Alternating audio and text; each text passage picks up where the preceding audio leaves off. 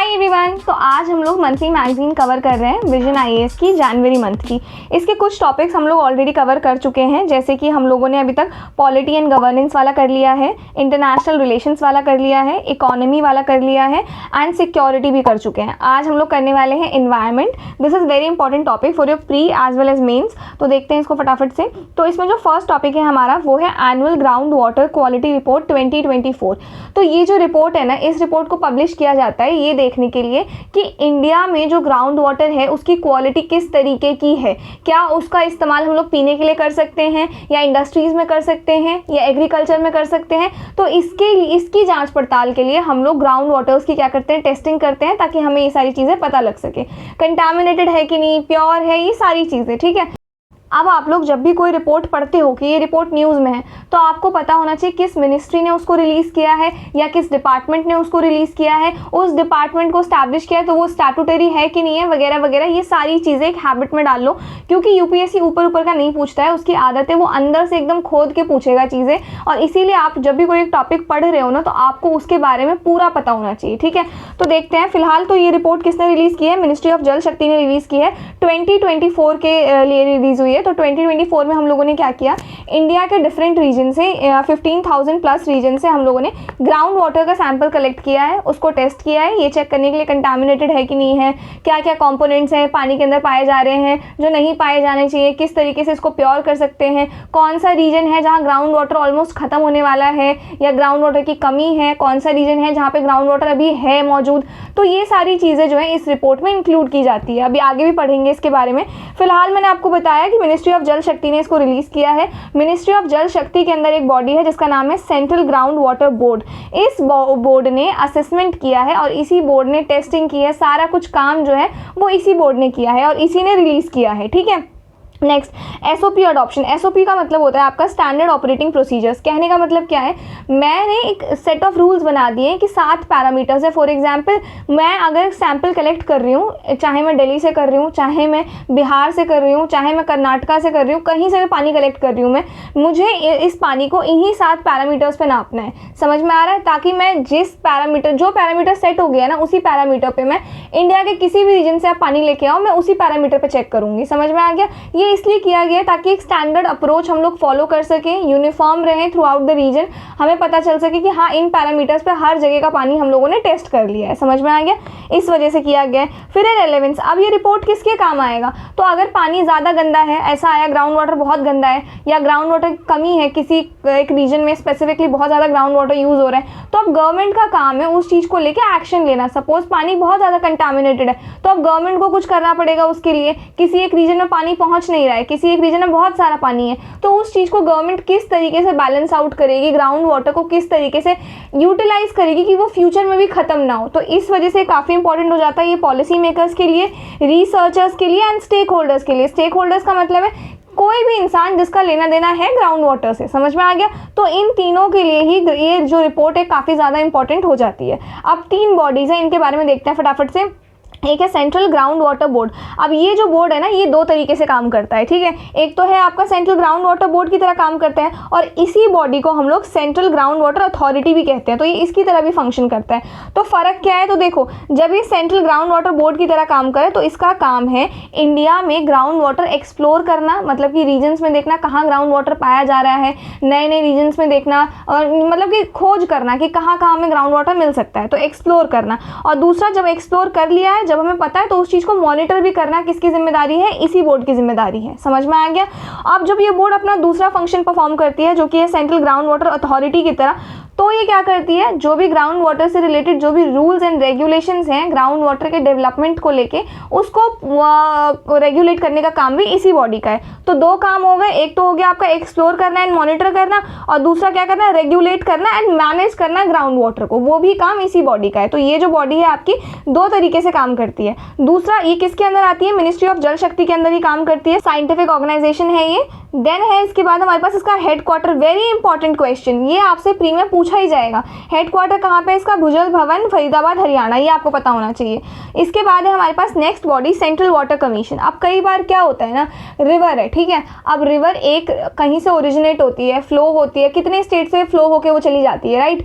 तो ये जो बॉडी है ना, इसका काम है ये पता लगाने का कि कोई एक रिवर जब एक से ज़्यादा स्टेट्स में पास हो रही है तो कौन सा स्टेट कितना पानी यूज़ करेगा उस रिवर का, किस तरीके से उस रिवर के फ्लो को कंट्रोल किया जाएगा, ये सारी चीज़ें हैंडल करना इसका काम है। स्टेट्स के बीच में कोऑर्डिनेशन बनाना कि देखो ये रिवर है, इस तरीके से आपको फंक्शन करना है, वो सारा काम जो है वो इस बॉडी का है। समझ में आ गया? तो की technical body for water resource management coordinate करती है स्टेट गवर्नमेंट के साथ किन किन मैटर्स पे? फ्लड कंट्रोल को लेके, इरिगेशन को लेके, नेविगेशन को लेके, ड्रिंकिंग वाटर को लेके, हाइड्रो पावर प्रोजेक्ट्स को लेके।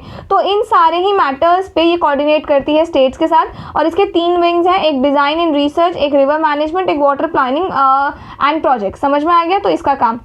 इसके बाद थर्ड बॉडी है हमारे पास सेंट्रल पॉल्यूशन कंट्रोल बोर्ड। अब ये बॉडी नाम से पता लग रहा है पॉल्यूशन, तो ये एक तो इसका काम है वाटर पॉल्यूशन को ठीक करना, और दूसरा वाटर पॉल्यूशन के साथ साथ ये एयर क्वालिटी को भी मॉनिटर करता है। तो एयर क्वालिटी को भी इम्प्रूव करना इस बॉडी का काम है। तो implement water prevention and control of pollution act 1974। कहने का क्या मतलब है, ये जो बॉडी है आपकी, ये इस एक्ट के थ्रू, मतलब इस एक्ट में जो भी रूल्स एंड है ना उनको फॉलो करती है। ये मतलब इस एक्ट को बेसिकली इंप्लीमेंट करने का काम किस बॉडी का है? इस बॉडी का है।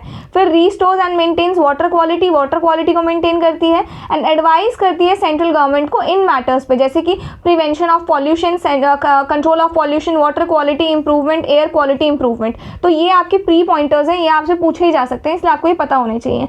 इसके बाद अब इस रिपोर्ट से मुझे क्या पता लगा है, क्या की फाइंडिंग्स रही है इस रिपोर्ट से देखते हैं। पहला ग्राउंड वाटर यूजेज, तो हमें पता लगा है इंडिया जो है लार्जेस्ट यूजर है ग्राउंड वाटर का and has the largest area under ground water irrigation in the world. कहने का क्या मतलब है, ग्राउंड वाटर इरिगेशन में इंडिया का सबसे लार्जेस्ट एरिया है, ठीक है, और India largest ground water consumer है, ठीक है। दूसरी चीज़ क्या है हमारे पास, 87% of the extracted ground water is use in agriculture. ये पॉइंट अगर आप मेन्स आंसर राइटिंग कर रहे हो ना, तो this is very good point two start your answer. आप आंसर राइटिंग जब स्टार्ट कर रहे हो तो इंट्रो जो आपको चाहिए होता है उसमें आप या तो डेफिनेशन लिख दो या तो फैक्ट लिख दो, कोई डेटा लिख दो। तो अगर ग्राउंड वाटर रिलेटेड कुछ आया तो आपने इस रिपोर्ट का नाम मेंशन कर देना है। अकॉर्डिंग टू दिस रिपोर्ट क्या है, 87% एक्सट्रैक्टेड ग्राउंड वाटर एग्रीकल्चर में यूज होता है एंड 11% आपका डोमेस्टिक पर्पस, पीने के लिए, बर्तन धोने के लिए, इन सब कामों के लिए, ठीक है। नेक्स्ट है हमारे पास रिचार्ज। अब आपको एक चीज़ पता होनी चाहिए, जितना ग्राउंड वाटर हम लोग एक्सट्रैक्ट करते हैं, ज़मीन से निकालते हैं, उतना ही ग्राउंड वाटर ज़मीन में जाना भी ज़रूरी है। अगर नहीं जाएगा तो फिर फ्यूचर जनरेशन्स जो आएंगे उनके लिए कैसे वो होगा, राइट। अब आपको कहोगे दी ग्राउंड वाटर पानी कैसे अंदर जाता है, तो देखो मैं आपको एक सिंपल सा लॉजिक समझाती हूँ। जब रिवर्स हैं, रिवर तो ज़मीन पे ही बह रही है ना, ग्राउंड पे ही नदियाँ बह रही हैं, तो ग्राउंड रिवर का पानी एब्जॉर्ब करता है, समझ में आ रहा है, और वो एब्जॉर्ब करके डिफरेंट लेयर्स में स्टोर होकर एट लास्ट ग्राउंड वाटर में स्टोर हो जाता है। समझ में आ गया। और दूसरा क्या है, एक तो रिवर हो गया आपका, बारिश होती है तब भी ग्राउंड जो है वाटर एब्जॉर्ब करता है, डिफरेंट एरियाज में स्टोर करता है। समझ में आ गया। और उन एरियाज को हम लोग क्या बोलते हैं, एक्विफर्स कहते हैं। यहाँ पे अभी कहीं आप ये वर्ड भी सुनोगे तो एक्विफर्स का मतलब ये होता है कि वो जो ग्राउंड वाटर है ना, डिफरेंट लेयर्स में ग्राउंड के स्टोर हो रहा है, ठीक है। तो वही है, तो रिचार्ज होना बहुत ज़रूरी है। तो यानी कि total annual ground water recharge has increase 15 BCM substantially, यानी कि आपका जो ग्राउंड वाटर रिचार्ज है वो 15 BCM बढ़ा है and extraction has decline 3 BCM in 2024 from 2017 assessment. यानी कि 2017 के कंपैरिजन में 2024 में हमारे पास जो ग्राउंड वाटर की क्वांटिटी थी ना वो 15 BCM बढ़ गई है, और जितना हम लोगों ने एक्सट्रैक्ट किया है ना, इस बार हम लोगों ने कम एक्सट्रैक्ट किया है 2017 के कंपैरिजन में। कितना कम एक्सट्रैक्ट किया है, 3 BCM कम एक्सट्रैक्ट किया है, ठीक है। इसके बाद है हमारे पास ग्राउंड वाटर एक्सट्रैक्शन कैटेगरीज। अब हम लोग जो ग्राउंड वाटर एक्सट्रैक्ट करते हैं ना, उस बेसिस पे हमने डिफरेंट एरियाज़ को ना डिवाइड कर दिया है। जैसे कि कुछ कैटेगरी है सेफ, यानी कि जहाँ पे हम लोग 70% से कम ग्राउंड वाटर निकाल रहे हैं, वो एरिया सेफ कैटेगरी में है। इसमें आपके काफ़ी सारे स्टेट्स एंड यूनियन टेरिटरीज हैं, इंक्लूडिंग आंध्र प्रदेश, असम, बिहार एंड महाराष्ट्र, ठीक है। देन है हमारे पास सेमी क्रिटिकल, यानी कि जिस एरिया में हम लोग 70 से लेकर 90% तक पानी निकाल रहे हैं, तो वो आपका सेमी क्रिटिकल एरिया है। अब ये ना थोड़ी टेंशन की बात है, तो इस कैटेगरी में कौन कौन से एरियाज है, तमिलनाडु है, उत्तर प्रदेश है, पुडुचेरी है एंड चंडीगढ़ है। फिर इसके बाद आता है वो एरिया जहाँ पे 90 से लेकर 100% तक वाटर हम लोग एक्सट्रैक्ट कर लेते हैं। थैंकफुली इस कैटेगरी में कोई भी स्टेट या यूनियन टेरिटरी नहीं है हमारा। लेकिन इससे भी बुरा एक है, वो है ओवर एक्सप्लॉइटेड, जहाँ पे हम लोग 100% से ज़्यादा पानी एक्सट्रैक्ट कर लेते हैं। ये बहुत बुरी हालत है क्योंकि हम फ्यूचर का पानी भी यूज़ कर रहे हैं, समझ रहे हो। तो वो ये चीज़ है। इसमें आपके काफ़ी सारे स्टेट्स हैं, पंजाब, राजस्थान, दादरा एंड नागर हवेली है, दमन एंड दीव है, हरियाणा है एंड दिल्ली है, ठीक है। इसके बाद आते हैं केमिकल कंपोजिशन पे। आप में से जिन लोगों ने भी केमिस्ट्री थोड़ा बहुत पढ़ा होगा उनको एक चीज़ पता होगी, कटायंस एंड अनायंस। कटायंस आपके पॉजिटिवली चार्ज आयंस होते हैं और अनायंस आपके नेगेटिवली चार्ज आयंस होते हैं। जिनको नहीं है पता, इस तरीके से समझ लो कि पानी के अंदर कुछ कंपोनेंट्स होते हैं ना, केमिकल कंपोनेंट्स, उनकी बात कर रहे हैं ये। तो अब ये कटायंस और अनायंस दोनों ही थोड़ी थोड़ी क्वांटिटी में हमारे लिए ज़रूरी होता है, पर अगर ये उससे थोड़ी ज़्यादा क्वांटिटी में अगर मौजूद है हमारे पानी में तो फिर ये हमारे लिए नुकसानदायक है। जैसे कि जो वाटर सैंपल कलेक्ट किया गया है उसमें कटायंस पाए गए हैं, कैल्शियम डोमिनेट्स पाए गए हैं, followed by sodium and potassium, यानी कि कैल्शियम के साथ साथ सोडियम एंड पोटेशियम पाया गया है। अनायंस में bicarbonate is most prevalent, followed by chloride and sulphate. और Rajasthan and Gujarat experience high chloride due to natural NaCl formation. तो राजस्थान एंड गुजरात वाला जो रीजन है ना, वहाँ क्लोराइड ज़्यादा मिलता है क्योंकि वहाँ जो ग्राउंड है ना, वहाँ नेचुरली NaCl यानी कि सोडियम क्लोराइड यानी कि नमक का फॉर्मेशन होता है नेचुरली, जिस वजह से क्लोराइड का जो कॉन्सेंट्रेशन है वो बढ़ जाता है राजस्थान और गुजरात में। ओवरऑल किस तरीके का है जो ग्राउंड वाटर है हमारे यहाँ का, कैल्शियम बाइकार्बोनेट वाटर है। Over extraction and repeated waiting drawing cycles increase salt concentration worsening ground water salinity. कहने का क्या मतलब है, अगर हम बहुत ज़्यादा पानी निकालते हैं, ओवर एक्सट्रैक्शन करते हैं और ज़मीन बार बार हमारी गीली होती है, फिर सूखती है, वेटिंग एंड ड्राइंग साइकिल ये चलता रहता है, तो सॉल्ट का कॉन्सेंट्रेशन आपका बढ़ जाता है, जिससे ग्राउंड वाटर क्या हो जाता है, सलाइन हो जाता है, खारा हो जाता है, नमकीन हो जाता है। तो इस वजह से होता है वो ओवर एक्सट्रैक्शन की वजह से। फिर बात करते हैं एग्रीकल्चरल सूटेबिलिटी की। तो 81% ग्राउंड वाटर का सैंपल जो है वो देखा गया है कि इरिगेशन के लिए ठीक है, आप उसको इरिगेशन के लिए इस्तेमाल कर सकते हो। Some areas have high sodium absorption rate. तो हाई सोडियम एब्जॉर्प्शन रेट का मतलब क्या होता है, तो ये ना आपका मेजरमेंट है जो कि बताता है कि इरिगेशन के लिए जो पानी हम लोग यूज़ कर रहे हैं ना, उसमें सोडियम का अमाउंट कैल्शियम और मैग्नीशियम के अमाउंट के कंपैरिजन में कितना है, समझ रहे हो। अगर सोडियम का अमाउंट आपका कैल्शियम और मैग्नीशियम के कंपैरिजन में ज़्यादा होगा ना, तो फिर वो हमारे जो प्लांट्स हैं ना उनको ग्रो करने नहीं देगा सोडियम। हमारे प्लांट सोडियम अब्जॉर्ब करेंगे, जिस वजह से उनकी जो ग्रोथ है ना वो नहीं हो पाएगी। इस वजह से ये जानना काफ़ी ज़रूरी है। फिर है हमारे पास रेजिडुअल सोडियम कार्बोनेट। अब ये क्या है रेजिडुअल सोडियम कार्बोनेट, तो ये मेजर करता है कि जो हम लोग इरिगेशन के लिए पानी यूज़ कर रहे हैं ना, उसकी क्वालिटी कैसी है, समझ में आ रहा है। क्या वो थोड़ा एल्कलाइन है, ये नहीं है, कार्बोनेट ज़्यादा है, बाइकार्बोनेट ज़्यादा है, कैल्शियम ज़्यादा है, मैग्नीशियम ज़्यादा है, बेसिकली यही सारी चीज़ें समझ में आ रहा है। तो वो देखा गया है। तो इनका लेवल्स कुछ कुछ एरियाज़ में काफ़ी ज़्यादा हाई है। इससे होता क्या है ना, हमारी सॉइल की क्वालिटी ख़राब हो जाती है। सॉइल टाइट, अगर उसमें ज़्यादा NaCl जा रहा है ना हमारी मिट्टी में, तो सॉइल जो है ना टाइट हो जाती है। अब टाइट हो जाएगी तो ना उसके अंदर हवा पास होगा ना पानी पास होगा, तो वो मिट्टी ना पौधों को ग्रो नहीं करने देती है। तो इस वजह से हमें इन दोनों के बारे में जानना ज़रूरी होता है। इसके बाद है north eastern states 100% of samples are excellent for irrigation. North east area में पानी का सैंपल है वो बहुत बढ़िया है, तो वहाँ का पानी हम लोग इस्तेमाल कर सकते हैं इरिगेशन पर्पज़ के लिए। फिर है regional variation. Clean water 100% of samples met BIS standard in Arunachal Pradesh, Mizoram, Meghalaya and Jammu and Kashmir. यानी कि BIS स्टैंडर्ड का मतलब ऐसा मान लो कि हमने एक ग्राउंड वाटर की टेस्टिंग के लिए एक स्टैंडर्ड सेट किया है कि जो पानी इस स्टैंडर्ड को मीट कर लेगा वो पानी बहुत अच्छा है। क्लियर है ये चीज़। तो अरुणाचल प्रदेश हो गया, मिजोरम हो गया, मेघालय हो गया, जम्मू एंड कश्मीर हो गया, इन एरियाज़ में 100% सैंपल्स BIS स्टैंडर्ड यानी कि इंडिया के पानी की क्वालिटी के स्टैंडर्ड को मैच करते हैं। मतलब यहाँ का पानी बहुत ज़्यादा साफ़ है। इसके बाद है कंटामिनेटेड रीजन्स। अब वो रीजन जहाँ पे गंदा पानी है, राजस्थान हो गया, हरियाणा हो गया, आंध्र प्रदेश हो गया, फेस वाइड स्प्रेड कंटामिनेशन। इसके बाद है salinity concern, rising electrical conductivity in Barmer and Jodhpur Rajasthan indicates worsening ground water salinization. Barmer में एंड जोधपुर राजस्थान में इलेक्ट्रिकल कंडक्टिविटी बढ़ रहा है, जो ये दिखाता है कि पानी में नमक की मात्रा हमारी बढ़ रही है। क्लियर है ये चीज़। इसके बाद है हमारे पास सीजनल ट्रेंड्स। सीजनल ट्रेंड्स का मतलब अब मौसम के अनुसार क्या चीज़ होती है। Electrical conductivity and fluoride levels indicate positive effects of monsoon recharge improving water quality. यानी कि बारिश आने से इलेक्ट्रिकल कंडक्टिविटी और फ्लोराइड लेवल्स में इंप्रूवमेंट दिखता है, मतलब बारिश पानी की क्वालिटी को थोड़ा सा सुधार देती है। ठीक है। अब इसके बाद बाद एक इंपॉर्टेंट डायग्राम है, इसको देख लेते हैं फटाफट से। Status of ground water assessment units. तो over exploited, critical, semi critical, safe, ये चारों मैंने आपको बता दी, चारों कैटेगरीज। अब असेसमेंट यूनिट्स में 2017 में 1186 जो था वो ओवर एक्सप्लॉइटेड था और 2024 में 751 है, which is very good thing.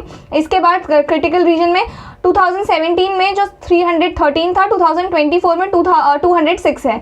इसके बाद सेमी क्रिटिकल में 2017 में 972 था एंड 2024 में 711 है। सिमिलरली सेफ की अगर मैं बात करूं तो 2017 में 4310 था एंड 2024 में 4951, तो which is very good thing. ठीक है, तो ये दिखा रहा है जो असेसमेंट यूनिट्स हमने किए हैं, असेस किया है वाटर सैंपल्स को ग्राउंड वाटर में, उसका क्या वो रहा है, डेटा दिखा रहा है। ये 17 में इतना था, 2024 में इतना हो गया इसके कंपैरिजन में। ठीक है, इसके बाद बात करते हैं मेजर ग्राउंड वाटर कंटामिनेंट्स की। अच्छा, एक बात और, अगर आप लोग अपने आंसर में ये इंक्लूड करोगे ना मेंस में, तो ये बहुत अच्छा हो जाएगा। कोशिश करो जो आप लोग नोट्स बना रहे हो, ऐसे डायग्राम्स देख रहे हो, तो इनको ऐड करते रहो किसी फोल्डर में, अपने नोट्स में इंक्लूड करते रहो, क्योंकि नोट्स में इंक्लूड करोगे तो इवेंचुअली वो आपकी हैबिट बन जाएगी और आप आंसर में भी उसको बना के आ जाओगे मेंस में। ठीक है, now major ground water contaminants in India. अब ये वो कंटामिनेंट्स हैं जो पानी को पॉल्यूट कर देते हैं। ठीक है, तो लेकिन देखो मैं एक चीज़ बताती हूँ, जैसे नाइट्रेट है, फ्लोराइड है, ये नेचुरली भी सॉइल में प्रेजेंट रहते हैं और थोड़े अमाउंट में हमारी बॉडी को चाहिए भी होते हैं। जैसे फ्लोराइड है,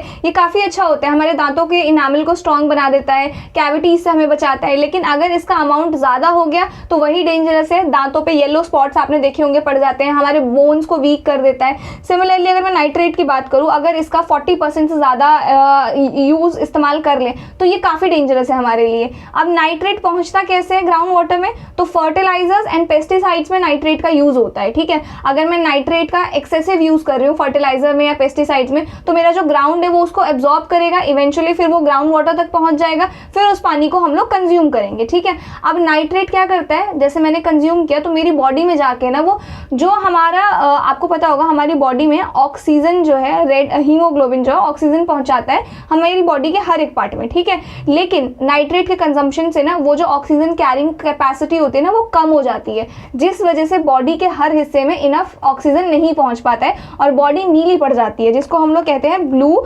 बेबी सिंड्रोम। तो ये आपको पता होना चाहिए, अगर एग्जाम में कहीं आ जाए कि इसके ओवर कंजम्पशन से कौन सी बीमारी होती है, तो ब्लू बेबी सिंड्रोम कहते हैं उसको हम लोग।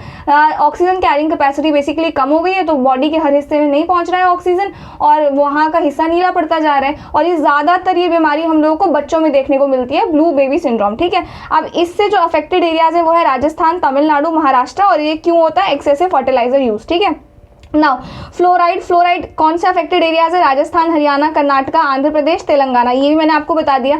एक पॉइंट के बाद अगर ये ज़्यादा है तो फिर ये बहुत ज़्यादा नुकसान पहुंचाएंगे। अब मैं आर्सेनिक की अगर बात करूँ तो ये पॉइजनस होता है, पॉइजनस केमिकल है ये, और इसका लेवल भी कई जगहों पर ग्राउंड वाटर में बहुत देखा गया है, तो जो बहुत ज़्यादा टेंशन वाली बात है। और ये वो अफेक्टेड एरियाज है जैसे West Bengal, Bihar, Uttar Pradesh, Assam and Punjab. Then comes uranium. अब आपको यूरेनियम पता होगा कि यूरेनियम एक रेडियो एक्टिव एलिमेंट है, समझ में आया, तो ये भी ग्राउंड वाटर में पाया गया है। ये भी एक बहुत बड़ी कंसर्न की बात है क्योंकि इनका कंजम्पशन कैन कॉज कैंसर, समझ में आ रहा है। और ये क्यों हो रहा है, ओवर एक्सप्लॉइटेशन की वजह से हो रहा है, यानी कि हम कुछ ज़्यादा ही ओवरली एक्सप्लॉइट कर रहे हैं, ज़्यादा पानी एक्सट्रैक्ट कर रहे हैं बार बार, जितना नहीं करना चाहिए उतना, तो इस वजह से, समझ में आया। तो ये आपका, और ये आर्सेनिक और ये दोनों ही कैंसरस डिजीज़ कॉज कर सकते हैं आपको। आर्सेनिक आपको लॉन्ग टर्म में स्किन रिलेटेड प्रॉब्लम्स दे सकता है, हार्ट डिजीज़ दे सकता है, नर्वस सिस्टम को डैमेज कर सकता है। उसके बाद अगर यूरेनियम की बात करूँ तो ये अफेक्टेड एरियाज है राजस्थान 42% एंड पंजाब में 30% तक। ठीक है, इसके बाद सैलिनिटी कंसर्न। सैलिनिटी का मतलब क्या होता है कि जो वो खारापन होता है ना पानी में,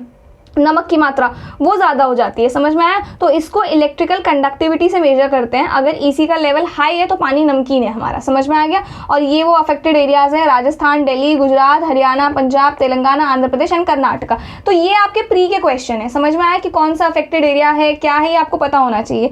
इसके बाद देखते हैं की factors behind ground water pollution. अब ग्राउंड वाटर जो इस हद तक पॉल्यूट हो रहा है, कंटामिनेट हो रहा है, वो क्या क्यों हो रहा है, उसका रीज़न देखते हैं। पहला है इंडस्ट्रियल पॉल्यूशन। तो मैं आपको एक चीज़ बताती बताती हूँ, जितनी भी इंडस्ट्रीज़ है जहाँ केमिकल का काम होता है या फिर जैसे नेल पॉलिश बनता है, राइट, ऐसी जो भी कंपनीज होती है ना, इनको गवर्नमेंट एक स्ट्रिक्ट वार्निंग देती है कि आप केमिकल्स का यूज़ कर रहे हो, आप कुछ भी यूज़ कर रहे हो, तो जो आपका वेस्ट निकलता है ना इंडस्ट्री का, उसको आप लोग ट्रीट करो। यानी कि सपोज करो इंडस्ट्रियल वेस्ट आया, वो एसिडिक है, वो बेसिक है, वो बहुत गंदे गंदे कंपोनेंट्स उसके अंदर है जो नहीं होने चाहिए, जो कि इंसानों के लिए डेंजरस है, तो गवर्नमेंट उनको बोलती है कि आप ये जो अनट्रीटेड वेस्ट है ना, इसको ट्रीट करो। एसिडिक है तो बेसिक करो, बेसिक है तो एसिडिक करो, न्यूट्रलाइज करो उसको बेसिकली, जिससे वो आम इंसान को नुकसान ना पहुंचाए। एसिडिक बेसिक एक रेफरेंस के लिए एग्जांपल दे रही हूँ मैं आपको।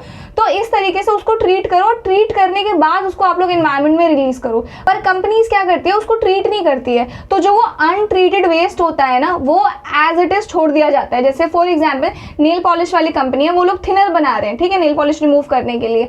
अब उन्होंने उस जो एक्सपेरिमेंट किया होगा उसको बनाने से पहले, फाइनल प्रोडक्ट को बनाने से पहले, वो केमिकल्स जो है ग्राउंड पे एज इट इज छोड़ दिया है। अब उससे क्या हुआ है, ग्राउंड ने वो चीज़ एब्जॉर्ब कर ली। अब ग्राउंड वो चीज़ एब्जॉर्ब करेगा, एट लास्ट वो जाके कहाँ मिल जाएगा, ग्राउंड वाटर में जाके मिल जाएगा। तो इससे हमारा ग्राउंड वाटर क्या हो रहा है, पॉल्यूट हो रहा है, ठीक है। तो ये एक बात हो गई। जहाँ इंडस्ट्री में हैवी मेटल्स का यूज होता है, केमिकल्स का यूज होता है, सॉल्वेंट्स का यूज होता है, तो ये तीनों चीजें जाके हमारे ग्राउंड वाटर में मिक्स हो जाती है, जिससे हमारे ग्राउंड वाटर पॉल्यूट हो जाता है। फिर हार्मफुल एग्रीकल्चरल प्रैक्टिसेस, ये मैंने आपको अभी जस्ट इसमें समझाया था कि कैसे एक्सेसिव फर्टिलाइजर का यूज जो है नाइट्रेट पहुंचा देता है ग्राउंड वाटर तक, जो कि काफी ज्यादा डेंजरस है। तो वही बात कह रहे हैं कि एक्सेसिव फर्टिलाइजर और पेस्टिसाइड्स का हम लोग यूज कर रहे हैं, जिससे नाइट्रेट का कंटामिनेशन हो रहा है हमारे पानी के अंदर। और ये ओवर एक्सट्रैक्शन की वजह से भी हो रहा है, क्योंकि इरिगेशन की वजह से क्या होता है, एक्विफर्स जहाँ पे पानी स्टोर होते हैं वो हम निकालते हैं, ठीक है। जो वहाँ की सॉइल है वो वेट होती है, ड्राई होती है, वेट होती है, ड्राई होती है, ये मैंने आपको ऊपर भी समझाया था, जिस वजह से वहाँ का रीजन खराब होने लगता है, पानी नमकीन होने लगता है, ठीक है।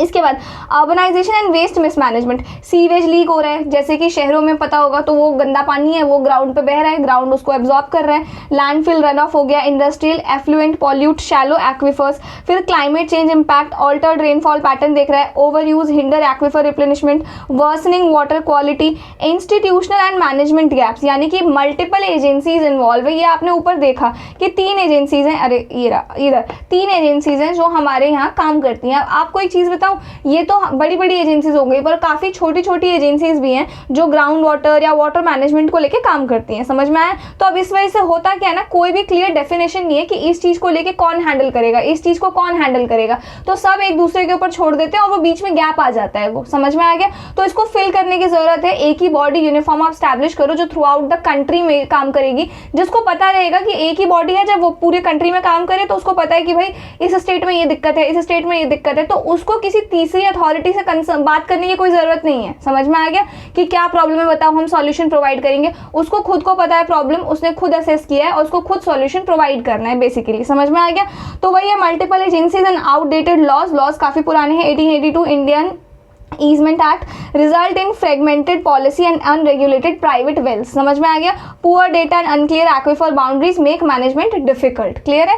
इसके बाद है गवर्नमेंट ने कुछ स्टेप्स भी लिए जिससे ग्राउंड वाटर को थोड़ा सा अच्छा किया जाए, एक्सेसिबल किया जाए। ये आप लोग एक बार पढ़ लेना, इसके लिए आपको जानना जरूरी नहीं है, इससे प्री में भी कुछ नहीं आएगा, बट ये है कि मेन्स में आप एग्जाम्पल में इनका नाम लिख के आ सकते हो। क्लियर है ये चीज़? और प्री में आई डोंट थिंक इनसे कुछ आएगा, बट एक बार अगर आप लोग मेन्स के लिए पढ़ोगे तो वो उतना आपका प्रिपेयर हो जाएगा। ठीक है? इसके बाद है way forward for ground water management. अब जो भी दिक्कतें हैं उनको हम लोग किस तरीके से सॉल्व कर सकते हैं। पहला तो है इंस्टीट्यूशनल रिफॉर्म्स, कि भाई एक क्रिएट करो तुम बॉडी, और वही बॉडी है जो थ्रू आउट द इंडिया इस चीज़ के ऊपर लुक आफ्टर करेगी। जैसे create a national water commission, national water commission बना दो by merging CWC and CGWB। ये कह रहा है कि आप ना क्या करो, इन दोनों बॉडीज़ को मर्ज कर दो और मर्ज करने के बाद एक ही नेशनल वाटर कमीशन बना दो जो ये पूरा काम देखेगी। समझ में आ गया? ये किसने रेकमेंड किया? मिहिर शाह कमेटी ने ये चीज़ रेकमेंड की है। फिर legal reforms, separate ground water rights from land ownership. मैं एक चीज़ आपको बताती हूँ, अभी आपको पता होगा, अगर इस पर्टिकुलर ज़मीन के ऊपर मेरा घर है, समझ में आ गया, तो यहाँ के ग्राउंड वाटर में भी मेरा ही हक होगा। अभी फिलहाल ये चलता है और इसी के चलते हम लोग क्या करते हैं, आपने सुना होगा सबमर्सिबल मोटर लगाते हैं हम लोग ताकि ग्राउंड वाटर हम लोग यूज़ कर सके। समझ में आया? तो वो ये कह रहा है कि आप क्या करो, ग्राउंड वाटर के राइट को और लैंड ओनरशिप के राइट को, अभी जिसकी ज़मीन है उसका पानी, ये चीज़ें, तो ये दोनों चीज़ें आप अलग अलग कर दो, गवर्नमेंट का कंट्रोल कर दो, जिससे लोग इसको ओवर एक्सप्लॉइट नहीं करेंगे। समझ में आ गया? तो सेपरेट कर दो ग्राउंड वाटर के राइट को लैंड ओनरशिप लीडरशिप से, एंड एम्पावर कर दो लोकल बॉडीज़ को, जैसे कि पंचायत हो गया, म्यूनसिपैलिटीज़ हो गई, उनको आप एम्पावर कर दो कि वो लोग इस चीज़ को रेगुलेट करेंगे। समझ में आ गया। फिर हमारे पास formalise ground water rights to empower marginalise communities, एक प्रॉपर ग्राउंड वाटर राइट्स लेके आओ, जिन कम्युनिटीज़ के पास पानी नहीं पहुँच पा रहा है, एक्सेसिबल नहीं है, उनके लिए एक्सेसिबल हो। फिर है सूटेबल वाटर प्रैक्टिसेस, और ये कुछ है, इन चीज़ों को आप प्रमोट करो, जैसे कि water efficient agriculture, promote crop diversification, drip irrigation and zero tillage, यानी कि आप ऐसी चीज़ों को प्रमोट करो जिससे खेती में कम से कम पानी का इस्तेमाल किया जाए। क्रॉप डाइवर्सिफिकेशन यानी कि ऐसी चीज़ें भी आप उगाओ जिनमें ज़्यादा पानी ना लगे। समझ में आ रहा है। फिर ड्रिप इरिगेशन, फिर इसके बाद जीरो टिलेज, ऐसे तरीक़ों से एग्रीकल्चर प्रैक्टिसेस करो जिससे ज़मीन को ज़्यादा खोदना ना पड़े हमको। इसके बाद है रेन वाटर हार्वेस्टिंग, वेरी आपको पता ही चल गया होगा, बारिश के पानी को स्टोर करो, और जैसे यहाँ पे इसने एग्जाम्पल दे रखा है like Rajasthan johad for aquifers recharge. फिर artificial recharge, use recharge techniques to prevent salt water intrusion and land subsidence. Then है blue green infrastructure, integrate green spaces like park, trees and blue spaces, rivers, wetlands to rejuvenate aquifers and water bodies. Clear है। इसके बाद community empowerment, अब क्या करो आप लोग, जो लोकल लोग हैं ना, जैसे support local programmes like Telangana mission Kakatiya for better conservation. Mission Kakatiya involves development of minor irrigation infrastructure, strengthening community based irrigation management and adopting a comprehensive programme for restoration of tanks. कहने का क्या मतलब है इसका, कि आप क्या करो, लोकल लोगों से हेल्प लो, और लोकल लोग जो काम कर रहे हैं, जैसे कि यहाँ पे तेलंगाना का मिशन काकाटिया है, जो पानी को लेके किसी भी तरीके की प्रॉब्लम को सॉल्व करता है, उसको आप सपोर्ट करो। समझ में आ गया। तो ये था आपका पूरा, ये इसमें कुछ छूटा तो नहीं हमारा। हाँ, एक चीज़ है, ये छूट गया। अब ऐसे जो बॉक्सेस है ना, ये काफ़ी इंपॉर्टेंट होता है आपके प्री के लिए। ठीक है, क्या है ये, do you know the global use of fresh water has increase 6-fold over the past 100 years with a grown rate of about 1% per year since the year 1980s, world water development report 2021। तो इस report के according जो fresh water का use है वो क्या हो गया है, बढ़ गया है। तो ये आप लोग एक बार देख लेना। ठीक है, इसके बाद चलते हैं हम लोग अपने नेक्स्ट टॉपिक पे, जो कि है हमारा 150 years of India meteorological department, यानी कि IMD को स्टैब्लिश किए हमको 150 साल हो चुके हैं, यानी कि हमारा इंडिपेंडेंस से पहले से स्टैब्लिश्ड है ये बॉडी। ठीक है, तो ये न्यूज़ में इसलिए है, एक तो इसको 150 ईयर्स हो चुके हैं, और इस मौके पे हमारे प्राइम मिनिस्टर ने एक चीज़ लॉन्च की है जिसका नाम है मिशन मौसम। अभी मिशन मौसम क्या है और ये IMD क्या है, इन दोनों चीज़ों के बारे में हमको इस पूरे टॉपिक में पढ़ना है, इंपॉर्टेंट है। तो पहले मिशन मौसम देखते हैं। तो मिशन मौसम ना आपका मिनिस्ट्री ऑफ अर्थ साइंस ने लॉन्च किया है, मिनिस्ट्री ऑफ अर्थ साइंस के अंदर ये लॉन्च हुआ है। अब हम लोग जब भी कोई भी डिपार्टमेंट पढ़ रहे हैं या कोई मिनिस्ट्री पढ़ रहे हैं, जैसे यहाँ पे मैं एक चीज़ पढ़ रही हूँ IMD, तो मुझे ना इसके बारे में पता होना चाहिए किस मिनिस्ट्री के अंदर काम करता है। तो IMD आपका मिनिस्ट्री ऑफ अर्थ साइंस के अंदर ही काम करता है।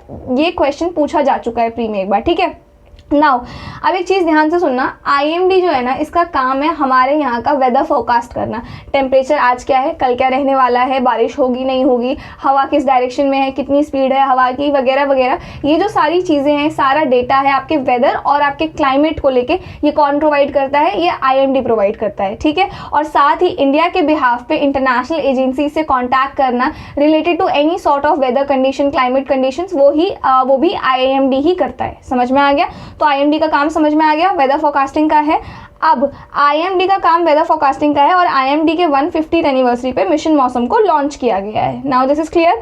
अब मिशन मौसम को मिनिस्ट्री ऑफ अर्थ साइंस के अंदर लॉन्च किया गया है। इसका एम क्या है, इसको क्यों लॉन्च किया गया है, तो इसका एम है कि इंडिया को एक weather ready and climate smart nation बनाना। वेदर रेडी, क्लाइमेट स्मार्ट का मतलब क्या है, किसी भी तरीके का मौसम हो, जैसे बाढ़ आने वाली है या कोई भी तरीके की ऐसी आपदा है जो मौसम से हमें मिलने मतलब नेचुरल डिजास्टर आने वाला है, किसी भी तरीके का, उस चीज़ को लेके हम लोग तैयार रहें। समझ में आ गया। आपको पता होगा खेती में कितना इंपॉर्टेंट है बारिश। ठीक है, एग्रीकल्चर में बारिश काफ़ी इंपॉर्टेंट रोल प्ले करता है। तो अगर हमें पता रहेगा एग्जैक्टली बारिश कब होने वाली है, कितनी होने वाली है, तो ये सारी चीज़ें हमारे फार्मर्स को हेल्प करेगी। Not just farmers but her sector में वेदर किसी ना किसी तरीके से इंपॉर्टेंट रोल प्ले करता है। मैं अभी आगे भी बताऊंगी ये चीज़। तो ये जो मिशन है, मिशन मौसम, इसको इसीलिए लॉन्च किया गया है ताकि हम लोगों को प्रिपेयर किया जा सके weather ready and climate smart बनने के लिए, ठीक है। The impact of climate change and extreme weather events and strengthen the resilience of communities. समझ में आ गया। फिर इसका इम्प्लीमेंटेशन कैसे होगा? इसका इम्प्लीमेंटेशन 2 फेजेस में होगा। फेज 1 जो है आपका 2024 से लेकर 26 तक होगा, एंड फेज 2 जो है आपका वो आपका 2026 से लेकर 2031 तक होगा। क्लियर है। इसके बाद इसको इम्प्लीमेंट कौन करेगा? This is very important pre का क्वेश्चन। कौन करेगा? एक तो IMD है, फिर the Indian Institute of Tropical Meteorology Pune and the National Centre for Medium range Weather Forecasting Noida. तो ये 3 एजेंसीज हैं जो मिलके इस मिशन मौसम को इम्प्लीमेंट करेंगी। नाउ टारगेट बेनिफिशियरीज, इससे एग्जैक्टली हेल्प किसको होगी? तो आप एक चीज देखो कि इससे जनरल पब्लिक को तो हेल्प हो ही रही है, मतलब मुझे तो आज का टेम्परेचर, वेदर, बारिश होगी नहीं होगी, ये सारी चीजें तो मुझे पता चल ही रही है। तो इस जनरल पब्लिक के अलावा किस किस को और हेल्प मिलेगी? एग्रीकल्चर में मिलेगा हमको, डिजास्टर मैनेजमेंट में हमको मिलेगा, डिफेंस में मिलेगा, एनवायरनमेंट में मिलेगा, aviation, water resources, power, tourism, shipping, transport, energy, health etcetera. मतलब एक तरीके से हर सेक्टर में किसी ना किसी तरीके से ये जो मिशन मौसम है ये हेल्प करने वाला है। नाउ अब इससे होगा क्या? It can improve short and medium range weather forecast accuracy by about 5 to 10%। यानी कि मिशन मौसम के आने से जो हमारा अभी वेदर फोरकास्टिंग का है वो और 5 से 10% तक और ज़्यादा एक्यूरेट हो जाएगा डेटा, शॉर्ट टर्म और मीडियम रेंज दोनों ही तरीके से। शॉर्ट टर्म का मतलब है कि जैसे मुझे आज और कल का टेम्परेचर या आज और कल का वेदर क्लाइमेट पता हो, और मीडियम रेंज का मतलब है कि आज से लेके अंदर 1 हफ्ते के अंदर क्या सीन रहने वाला है वो पता रहे। समझ में आ गया। इसके बाद अब ये तो था मिशन मौसम, वेरी इंपॉर्टेंट। तो ये तो आपके सारे प्रीलिम्स पॉइंटर्स हैं, सारे के सारे। समझ में आ गया। तो ये तो आपको प्री के पर्पस से पता होने चाहिए। इसके बाद बात करते हैं IMD की। तो आ जाओ, history and background of meteorology in India, यानी कि IMD कब स्टैब्लिश हुआ, कैसे स्टैब्लिश हुआ, क्यों स्टैब्लिश हुआ, इसको समझने से पहले एक छोटी सी स्टोरी है, ये समझ लेते हैं। तो 1636 में हेली नाम के एक ब्रिटिश साइंटिस्ट ने इंडिया के मॉनसून पैटर्न को स्टडी किया, और उन्होंने क्या बताया कि इंडिया जो है ना, जो एशिया है स्पेसिफिकली, वो एक तो इंडियन ओशन से सराउंडेड है हमारा इंडिया। तो आपको पता होगा जो ज़मीन है वो पानी के कंपैरिजन में जल्दी गर्म हो जाती है। समझ में आया। और पानी आपका धीरे धीरे गर्म होता है और धीरे धीरे ठंडा होता है। तो इससे होता क्या, जैसे ये मेरी ज़मीन है, अब ये गर्म हो रही है जल्दी, तो इसके ऊपर की हवा भी गर्म हो रही है, राइट। अब हवा गर्म हो रही है यानी कि गर्म हवा जो होती है ना आपकी, वो हल्की होती है, तो वो ऊपर चली जाएगी हवा, और यहाँ पे क्या लो प्रेशर जोन जो है वो क्रिएट हो जाएगा। क्लियर है। अब ये बात करते हैं यहाँ पे इंडियन ओशन की। अब यहाँ पे इंडियन ओशन है, यहाँ का जो पानी है तो आराम से होगा गर्म, और यहाँ की जो हवा है वो भी ठंडी हवा है, और हवा जो है आपकी हाई प्रेशर से लो प्रेशर में ट्रैवल करती है। तो ये यहाँ पर आएगी और यहाँ पे आके अपना स्पेस जो है वो ऑक्यूपाई कर लेगी। समझ में आ गया। अब ये जब आ रही है तो अपने साथ क्लाउड, मॉइस्चर, समुद्र का सब कुछ लेके आ जाएगी और यहाँ पे आके बारिश कर देगी। तो इस वजह से इंडिया में जो है बारिश होती है। क्लियर है ये चीज़। तो अब हमको चाहिए कि इसको रेगुलेट किया जाए, भाई हमें पता चल सके कब बारिश होगी, कैसे बारिश होगी, क्यों होगी, वेदर क्या रहने वाला है, वगैरह वगैरह। तो इन सब से स्टडी करने के लिए हमने स्टैब्लिश किया IMD को। समझ में आ गया। अब IMD को स्टैब्लिश किया गया 1875 में, यानी कि बिफोर इंडिपेंडेंस। इसका हेडक्वार्टर्स पहले कैलकाटा में था, बट अब कहाँ पे है, न्यू दिल्ली में है, और भी छोटे मोटे रीजनल ऑफिसेज हैं अक्रॉस द इंडिया। नाउ जब इसको स्टैब्लिश किया गया तो उस time first director general of observation was sir John Eliot, who was appointed in May 1889 at Calcutta headquarters. समझ में आ गया। This is very important.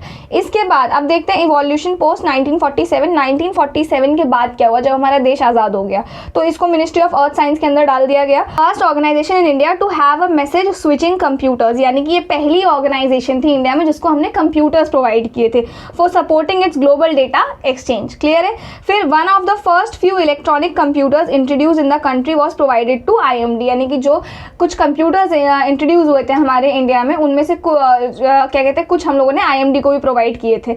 उसके बाद फॉर साइंटिफिक एप्लीकेशंस इन मीटियोलॉजी। समझ में आ गया। अब इसके बाद जरा हम पहले डायग्राम देख लेते हैं। हाँ, पहले डायग्राम देख लेते हैं। तो इवोल्यूशन कैसे हुआ है, जो मीटियोलॉजिकल सर्विसेज हैं इंडिया में, जो हमें वेदर फोरकास्टिंग मिलती है, वो कैसे इवोल्यूएट हुआ है ओवर द टाइम देखते हैं। 1947 से 1959 तक आपका commencement of radars and flood meteorologic services. तो इस टाइम पे ना हमें जो वेदर रिलेटेड इन्फॉर्मेशन मिलती थी वो रडार टेक्नोलॉजी से मिलती थी। समझ में आ गया।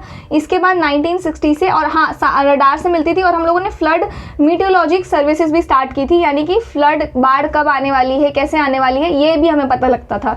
फिर 1960 से 1970 में commencement of global satellite era. अब इस टाइम तक क्या हो गया, सैटेलाइट्स आ गए, तो सैटेलाइट से हम लोगों को मौसम की इन्फॉर्मेशन मिलने मिलने लग गई। फिर 1971 से 1983 तक ग्लोबल मॉनिटरिंग फोरकास्टिंग, यानी कि अब इस टाइम पे ना हम लोगों को सिर्फ इंडिया का ही नहीं बल्कि अक्रॉस द ग्लोब क्या वेदर कंडीशन रहने वाला है दुनिया भर का, ये हमको पता चलने लग गया, ठीक है। और फोरकास्टिंग इस टाइम तक और ज़्यादा इंप्रूव हो गई।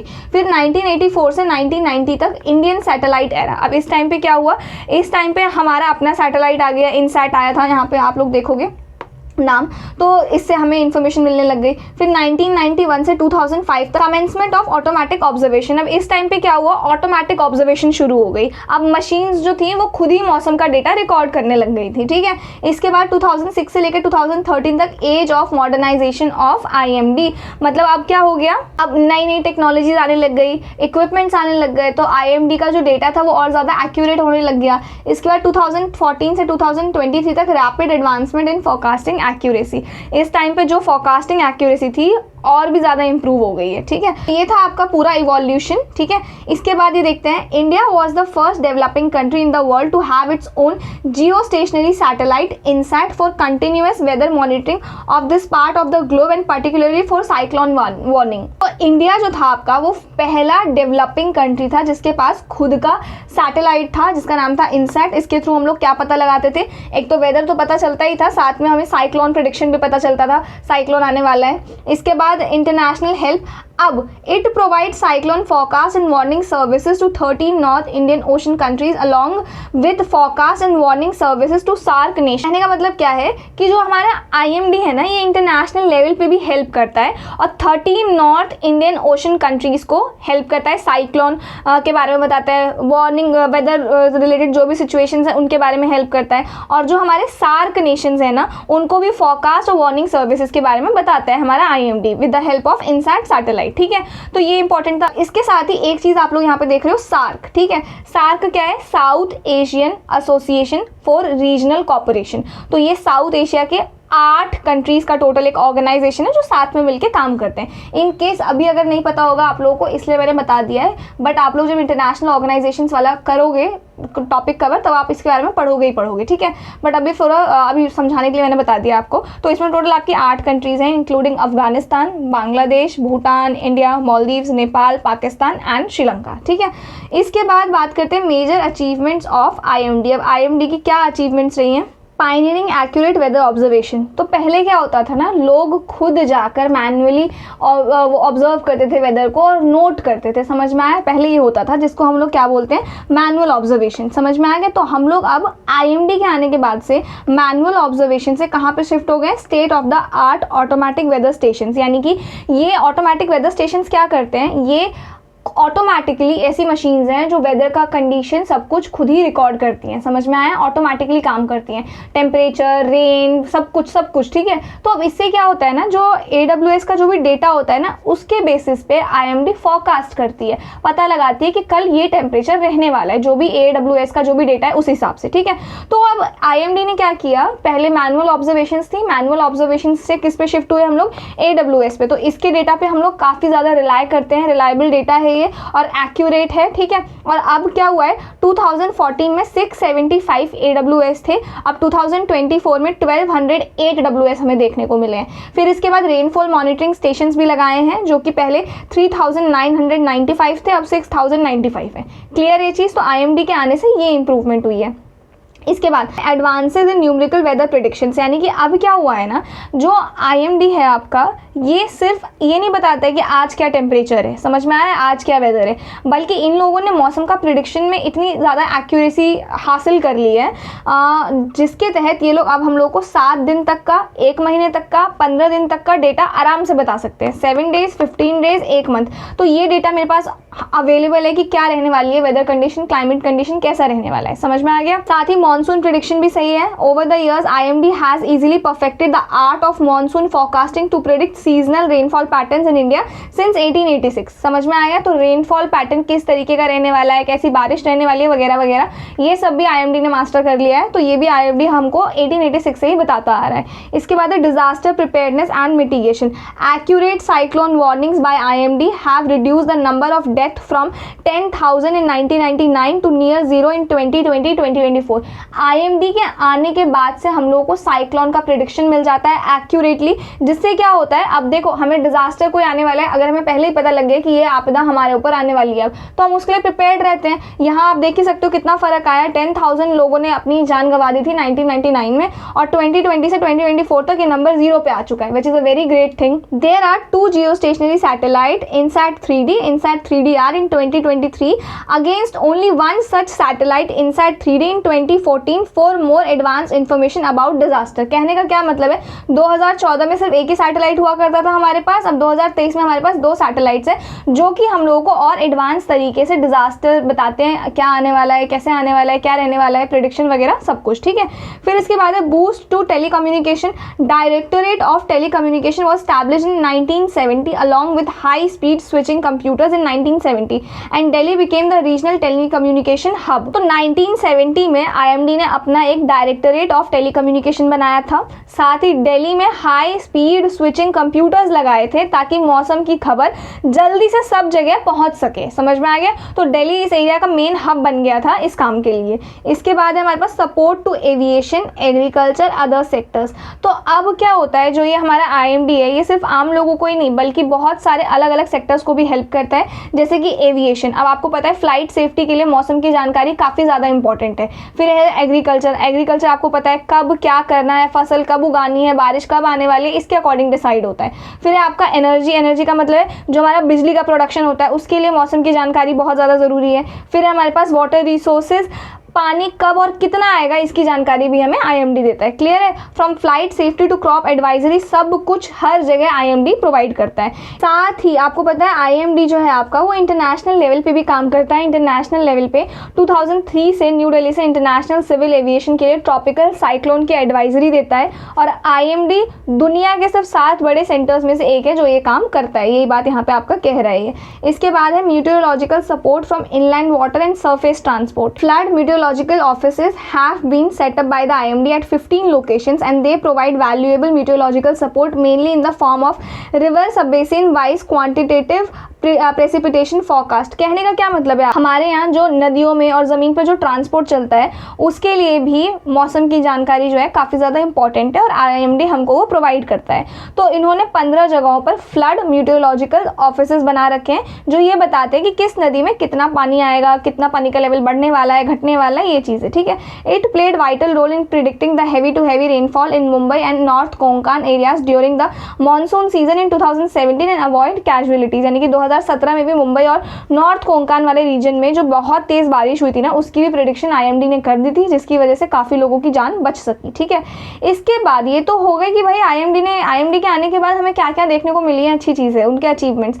अब है ये चैलेंजेस, क्या है चैलेंजेस IMD के सामने, ये देखते हैं। तो पहला है आपका क्लाइमेट चेंज। अब ध्यान से सुनना, IMD जो है ना जो भी डेटा रिसीव करता है, जो हमें वेदर फोरकास्टिंग बताता है, तो वो 12x12 ग्रिड यानी कि 12 किलोमीटर इंटू 12 किलोमीटर का ग्रिड होता है, जिसका वो असेसमेंट करके हमको बताता है कि इस एरिया में ये चीज़ें होने वाली हैं। समझ में आ गया।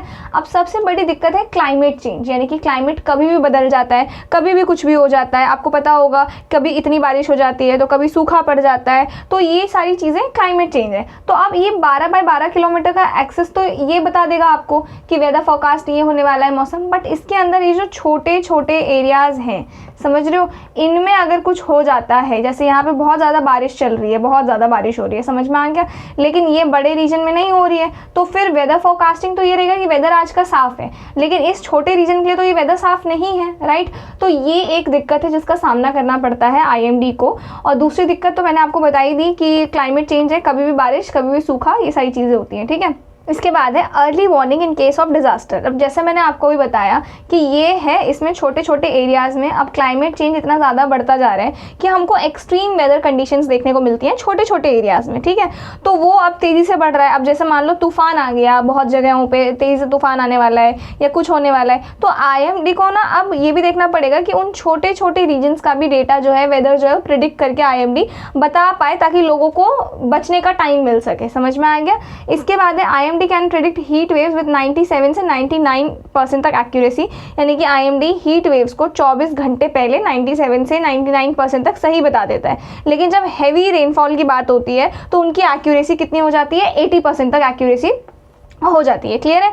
तो ये वही बता रहा है। तो ये जो चीज़ है ना, ये जो गैप है ना फोरकास्टिंग में, बहुत बड़ा डेंजरस गैप है, क्योंकि अगर पता ही नहीं है कि कितनी तेज़ बारिश आने वाली है तो डिजास्टर भी हो सकता है, और उसको रोकेंगे कैसे हम लोग। ठीक है, इसके बाद है हमारे पास वेदर डेटा लिमिटेड रीजन्स। अब इंडिया के पास ना आपका 56 RSRW यानी कि रेडियो साउंड और रेडियो विंड है, जो कि हम लोगों को जो ऊपर की हवा है ना उसकी जानकारी बताता है, एयर ऑब्जर्वेशंस बताता है। ठीक है, तो आपको पता है इंडिया इतना बड़ा रीजन है, मौसम यहाँ पे कितना ज़्यादा बदलता रहता है। ठीक है, तो ये जो स्टेशन है 56, ये बहुत ही कम स्टेशन है। अगर मैं चाइना से कंपेयर करूँ तो चाइना में हमारे 120 से भी ज़्यादा है। समझ में आ रहा है? तो ये स्टेशन हमें लगाने की ज़रूरत है, जिससे हमें एक्यूरेट डेटा पता चल सके। समझ में आ गया? फिर अनप्रिडिक्टेबिलिटी ऑफ मॉनसून। तो मैं आपको एक चीज़ बताती हूँ, जो मिड लैटिट्यूड वाला एरिया है या फिर जो पोल्स के पास वाला एरिया है ना, वहाँ पे वेदर आप प्रिडिक्ट कर सकते हो इजीली। ठीक है, तो कोई सा भी वेदर जो है ना वो प्रिडिक्ट हो जाता है कि ये चीज़ होने वाली है, ये चीज़ होने वाली है, ये चीज़ होने वाली है। लेकिन जो मॉनसून है ना, ये थोड़ा गड़बड़ कर देता है, क्योंकि मॉनसून कभी इधर कभी उधर,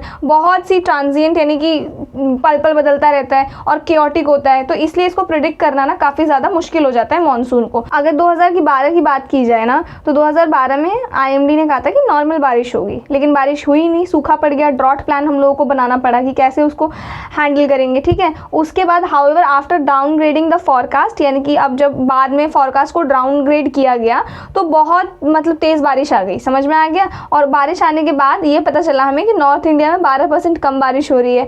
तो ये सारी जो गड़बड़ है ना, ये इसलिए हुई ताकि क्योंकि हम लोगों ने मानसून का पैटर्न जो है ठीक से प्रिडिक्ट नहीं किया था कि मानसून कब आने वाला है, कैसे आने वाला है। ये चीज़ें, ये गड़बड़ी हमें देखने को मिली। फिर है इंस्ट्रूमेंट क्वालिटी। तो हमारे पास जो इंस्ट्रूमेंट है रेडियो साउंड्स, ये क्या करता है, इससे ना हम लोग को, जो मैंने आपको अभी बताया कि ऊपर के एयर का डेटा पता लगता है कि ऊपर कैसा माहौल है। ठीक है, हवा का। तो ये जो है ना, ये मशीन जो बताती है ना, ये WMO यानी कि world meteorological organisation, international organisation है, उससे सर्टिफाइड नहीं है जो भी इंस्ट्रूमेंट हमारे पास है वो। ठीक है, तो WMO के हिसाब से ना हमारे पास जो RSRW का स्कोर है ना, वो कम से कम कितना होना चाहिए, 3.0 और हाइयर होना चाहिए for all parameters in regular operation. समझ में आ गया? लेकिन ऐसा कुछ नहीं है, तो इसका मतलब ये है कि अपने इंस्ट्रूमेंट्स की क्वालिटी में इंप्रूवमेंट की ज़रूरत है हम लोगों को। ठीक है, फिर overall data unavailability for AI/ML models, यानी हमारे पास जो है ना लोकल लेवल का डेटा जो है वो अवेलेबल ही नहीं है। तो आर्टिफिशियल इंटेलिजेंस और मशीन लर्निंग जैसे मॉडल्स का हम लोग जो इस्तेमाल करते हैं वेदर फोरकास्टिंग के लिए, वो काम आ ही नहीं सकते जब मेरे पास लोकल लेवल का डेटा नहीं है अवेलेबल। एक्चुअली होता क्या, कैसे आप लोग वेदर पैटर्न से यही सब कुछ फोरकास्ट करते हो? तो जैसे मेरे पास AI और ML की हेल्प से हम लोग क्या करते हैं, जैसे मेरे पास पिछले 10 दिनों का डेटा अवेलेबल है, 10 सीजन्स का मान लो, फिर इसके बिहाफ पे मैं पता लगाऊंगी कि अच्छा आगे ये चीज़ होने वाली है। समझ में आ रहा है? तो ये जो पैटर्न है ना, ये हम लोग AI और ML की हेल्प से निकालते हैं, बट जब मेरे पास डेटा ही अवेलेबल नहीं है तो मैं आगे का कैसे बता दूंगी? समझ में आ रहा है? Geographical Survey of India has recorded over 9,575 glaciers in the Himalayas, yet detailed glaciological studies covers less than 30. This data scarcity undermines the development of AI-based early warning systems. Geological survey of India ने बताया कि हिमालय में कुछ आपका 9,575 से भी ज़्यादा glaciers हैं, लेकिन उनमें से बहुत कम ग्लेशियर्स के बारे में डिटेल्ड स्टडी हुई है। इस डेटा की कमी की वजह से AI based early warning system बनाना थोड़ा मुश्किल हो जाता है। अगर ये हमारे पास डेटा अवेलेबल होता ना, तो इससे हमें ये पता लगता कि ग्लेशियर्स कब पिघलने वाले हैं, क्या रहने वाला है सीन पूरा। समझ में आया? तो ये चीज़ है। इसके बाद है हमारे पास वे फॉरवर्ड। वे फॉरवर्ड अभी जो प्रॉब्लम्स हम लोगों ने ऊपर देखे हैं क्लाइमेट चेंज से रिलेटेड, कि क्लाइमेट बदलता रहता है, अर्ली वार्निंग सिस्टम्स चाहिए वगैरह वगैरह, तो ये जो चीज़ें हैं ना, ये हमें इनका सॉल्यूशन क्या है, समझ रहे हो? तो वो सॉल्यूशन देखते हैं। पहला है better understanding and study of physical processes. तो देखो, अगर मौसम कैसे बदलता है, ये सब फिजिकल प्रोसेसेस हम लोगों को अगर और अच्छे से पता चल सके कि कैसे मौसम चेंज हो रहा है, किस तरीके से चेंज हो रहा है, तो हम लोगों के लिए ईजी हो जाएगा प्रिडिक्ट करना उसको। समझ रहे हो? तो इसके ना दो बढ़िया एग्जाम्पल्स यहाँ पे दे रखे हैं, land atmosphere interaction and convective parameterisation. कहने का क्या मतलब है कि एक तो ये है आपका कि ये जो आपका लैंड एटमॉस्फेयर इंटरैक्शन है, ये कह रहा है कि ज़मीन और एटमॉस्फेयर कैसे आपस में इंटरैक्ट करते हैं। ठीक है। दूसरा है कन्वेक्टिव पैरामीटराइजेशन, ये आपका कह रहा है how different clouds are treated in weather prediction models, यानी कि अब हम अपने वेदर प्रेडिक्शन मॉडल्स में अलग अलग तरीके के क्लाउड्स को कैसे ट्रीट किया जा सकता है, कैसे ट्रीट करते हैं, ये अगर हमें पता लग जाए, तो ये 2 चीज़ें अगर हमें पता चल जाती हैं तो हमारे लिए मौसम को समझना ईजी हो जाएगा, वेदर प्रेडिक्शंस करना ईजी हो जाएगा। देन है हमारे पास 3 dimensional observation of the earth system. अपने अर्थ सिस्टम को ठीक से देखने के लिए, मतलब टेम्परेचर, प्रेशर, हवा की स्पीड, ये सब चीज़ें 3 डायमेंशंस में, 3 डायमेंशंस में देखने के लिए ऊपर नीचे आगे पीछे दाएं बाएं हर तरीके से ऑब्जर्व करना बहुत ज़्यादा ज़रूरी है। खासकर मॉनसून जैसे कॉम्प्लेक्स सिस्टम के लिए तो एक्यूरेट डेटा होना काफ़ी ज़्यादा ज़रूरी है। तो इसलिए हम लोगों को ऐसी ऑब्जर्वेशन रखनी चाहिए, 3D ऑब्जर्वेशन, ठीक है। फिर है हमारे पास स्ट्रेंथनिंग अर्ली वार्निंग सिस्टम्स, यानी कि हमारा एम ये है कि जो एक्सट्रीम वेदर इवेंट्स आते हैं, जैसे बहुत तेज़ बारिश हो गई, तूफान हो गई, उनका फॉरकास्ट हम और भी अच्छे से कर पाएँ। जो जैसे अगर आने वाला है फॉरकास्ट, साइक्लोन आने वाला है, बारिश आने वाली है हैवी, समझ में आ रहा है, इसका अगर एक्यूरेट डेटा मेरे पास होगा तो हमें ये पता रहेगा जैसे कल आने वाला है, तो एटलीस्ट मैं 24 घंटे का भी वार्निंग अगर उनको दे पाऊँ कि 24 घंटे पहले भी मुझे पता चल सकता है ये चीज़, तो लोगों की जान बच सकती है। समझ में आ रहा है? तो यही है, अगर मैं एक्यूरेसी बढ़ा दूँ अपनी और इसको इम्प्रूव कर दूँ, मुझे पहले पता लग जाए ये चीज़ें, तो लोगों के पास टाइम होगा ज़्यादा बचने के लिए, नुकसान हमारे पास कम होगा। तो ये चीज़ बोल रहा है। फिर है हमारे पास ये जो कह रहा है IMD has been trying out experimental forecast for 3x3 kilometre grids. आपने ये देखा, मैंने आपको ये बताया कि 12 बाय 12 किलोमीटर का जो ग्रिड होता है ना, उसके लिए IMD एनालाइज करता है डेटा। अब IMD अभी ट्राई कर रहा है कि 3x3 किलोमीटर के ग्रिड के लिए एक्सपेरिमेंटल फोरकास्ट करें, अगर कोशिश करें हम, लेकिन अपना अभी फाइनल गोल अभी ये नहीं है। हमारा जो फाइनल गोल है ना वो ये है कि हाइपर लोकल फॉरकास्ट हम लोगों को मिले। हाइपर लोकल फॉरकास्ट का मतलब क्या है कि 1x1 किलोमीटर एरियाज़ के लिए हम लोग पता कर पाएँ। समझ में आ गया? इस एरिया के लिए अगर मुझे पता लग गया कि क्या मौसम प्रिडिक्शन रहने वाला है तो वो हमारे लिए बहुत बड़ी अचीवमेंट हो जाएगी। नेक्स्ट है improve the last mile connection. तो कई बार ऐसा होता है जो वेदर फोरकास्टर्स हैं और जो हम लोग यूज़र हैं, हम लोग वेदर फोरकास्टर्स की लैंग्वेज नहीं समझ पाते हैं और वो लोग हमारी नीड और हमारी लैंग्वेज नहीं समझ पाते हैं। तो ये जो कम्युनिकेशन गैप है ना हम दोनों के बीच में, इसको फिल करने की ज़रूरत है। उनको पता लगना चाहिए हमारी नीड्स क्या हैं, एग्जैक्टली बारिश का पैटर्न या विंड का डायरेक्शन, ये सब तुम हमें बता रहे हो, that is okay, but also हमारी नीड क्या है, हमें किस तरीके का प्रिडिक्शन चाहिए वो पता होना चाहिए। एंड सेकेंड थिंग, वेदर हमें समझना चाहिए वेदर फोरकास्टर्स जो हैं उनका काम किस तरीके से है, वो जो समझाना चाह रहे हैं उसको इजीली समझा सकें। समझ में आ रहा है? मतलब कहने का मतलब ये कि जो वेदर फोरकास्टर्स हैं और जो यूजर्स हैं इनके बीच में कम्युनिकेशन गैप है जिनको फिल करना बहुत ज़्यादा ज़रूरी है। इसके बाद है leveraging artificial intelligence and machine learning. तो आजकल आप लोग आर्टिफिशियल इंटेलिजेंस काफ़ी ज़्यादा नाम सुन रहे होंगे, काफ़ी अभी ट्रेंड में चल रहा है ये कीवर्ड। तो अभी हमें काफ़ी ज़्यादा ज़रूरत है artificial intelligent and machine learning को हमारे वेदर मॉडल्स में इंक्लूड करना। लेट मी टेल यू ये काम कैसे करते हैं। तो पहले मशीन लर्निंग पे आते हैं। तो मशीन लर्निंग आर्टिफिशियल इंटेलिजेंस का एक हिस्सा है और मशीन लर्निंग में क्या होता है, जैसे कि अगर मान लो मैं आपके साथ 24 आवर्स हूँ, मतलब मैं आपके साथ बहुत टाइम से हूँ, ठीक है, मान लो मैं आपको सालों से जानती हूँ, तो मुझे एग्जैक्टली पता होगा आपको कब गुस्सा आने वाला है, आपको कब भूख लग रही है, वगैरह वगैरह। तो वो मुझे कैसे पता, क्योंकि मैंने आपको ओवर द टाइम ऑब्जर्व किया है, right, like your parents do. उनको पता होता है कि कब आपको क्या चीज़ चाहिए, क्योंकि उन्होंने आपको बचपन से देखा है, तो ऑब्जर्वेशन किया है, उन्होंने पता है उनको क्या चाहिए आपको। तो similarly ML is like that. ML में क्या होता है, हम लोग ऑब्जर्व करते हैं, अपने जो मॉडल है उसको ट्रेन करते हैं प्रीवियस डेटा से, ताकि वो आगे आने वाला प्रिडिक्शन एक्यूरेटली कर पाए। सिमिलरली विथ AI, ML जो है AI का एक हिस्सा है। तो वही कह रहा है कि AI और ML को हमें इंक्लूड करने की ज़रूरत है ताकि हम लोग एक्यूरेट वेदर प्रिडिक्शंस कर पाएँ, ठीक है। तो ये तो थे ज़रा वे फॉरवर्ड, एक बार मैं शुरू से बता देती हूँ। IMD के बारे में हम लोगों ने पढ़ा, मिशन मौसम के बारे में पढ़ा, फिर हम लोगों ने IMD कैसे स्टैब्लिश हुआ है, ओवर द टाइम किस तरीके से फंक्शन किया है उसने, ये बताया हमने। इसके बाद हम लोगों ने देखा यहाँ पे IMD के अचीवमेंट्स, IMD के आने के बाद से कैसे साइक्लोन के बारे में पता चल जाता है, बाढ़ के बारे में पता चल जाता है, ये सारी चीज़ें जो है जिससे हमें डिजास्टर रिलीफ मिलता है, लोगों को हेल्प मिलती है, अचीवमेंट्स क्या है। फिर हमने चैलेंजेस देखे कि कैसे बड़े एरिया के लिए वो प्रेडिक्ट करता है, छोटे एरिया के लिए प्रेडिक्ट नहीं करता है, क्लाइमेट चेंज एक बहुत बड़ी प्रॉब्लम है, वगैरह वगैरह। फिर हम लोगों ने देखा इनका सॉल्यूशन किस तरीके से। तो दिस वाज आवर टॉपिक। इसके बाद जो अब नेक्स्ट टॉपिक है वो है इंडिजीनियस हाइड्रोजन ट्रेन इंजन। तो इंडिजीनियस का मतलब क्या होता है, मेड इन इंडिया, यानी कि इंडिया में बना हुआ। तो यहाँ पे इंडिया में बने हुए हाइड्रोजन ट्रेन इंजन की बात हो रखी है। तो ये क्या कह रहा है आपका, अभी जो फिलहाल हम लोग टेक्नोलॉजीज यूज़ करते हैं, डीजल यूज़ करते हैं एज अ फ्यूल या इलेक्ट्रिसिटी यूज़ करते हैं, तो वो चीज़ें जो है ना थोड़ी सी हार्मफुल है। डीजल आपको पता है कितना ज़्यादा पॉल्यूशन करती है हमारे एनवायरनमेंट में, तो उसके कंपैरिजन में हाइड्रोजन काफ़ी ज़्यादा क्लीन है। ये क्या करता है, जब हम हाइड्रोजन को एज अ फ्यूल यूज़ करेंगे हमारे ट्रेन इंजन में, तो ये क्या करेगा, हाइड्रोजन ऑक्सीजन के साथ रिएक्ट करेगा और इसका जो बाय प्रोडक्ट निकलेगा वो पानी निकलेगा। तो इस तरीके से इसको इमेजिन करो कि अभी जो हम गाड़ियाँ चलाते हैं पीछे से धुआं निकलता है, वो धुएं की जगह पे क्या निकलेगा, निकलेगा, पानी निकलेगा। तो it's a very great idea. तो इसकी बात हो रखी है अभी, और ये न्यूज़ में क्यों बना हुआ है, तो Indian railway minister announce the development of world's most powerful hydrogen fuel run train engine with 1200 horse power. तो हमारे यहाँ के जो रेलवे मिनिस्टर है उन्होंने अनाउंस किया है कि world's most powerful hydrogen fuel run train engine बनाया जाएगा 1200 हॉर्स पावर के साथ। This is a very great initiative. तो इस वजह से न्यूज़ में बना हुआ है। अब थोड़ा सा और इसके बारे में समझते हैं। तो सिर्फ 4 ही countries, Germany, France, Sweden and China in the world have hydrogen powered trains capable of producing around 500 से 600 हॉर्स पावर, और हम लोग तो 1200 हॉर्स पावर की बात कर रहे हैं, ठीक है।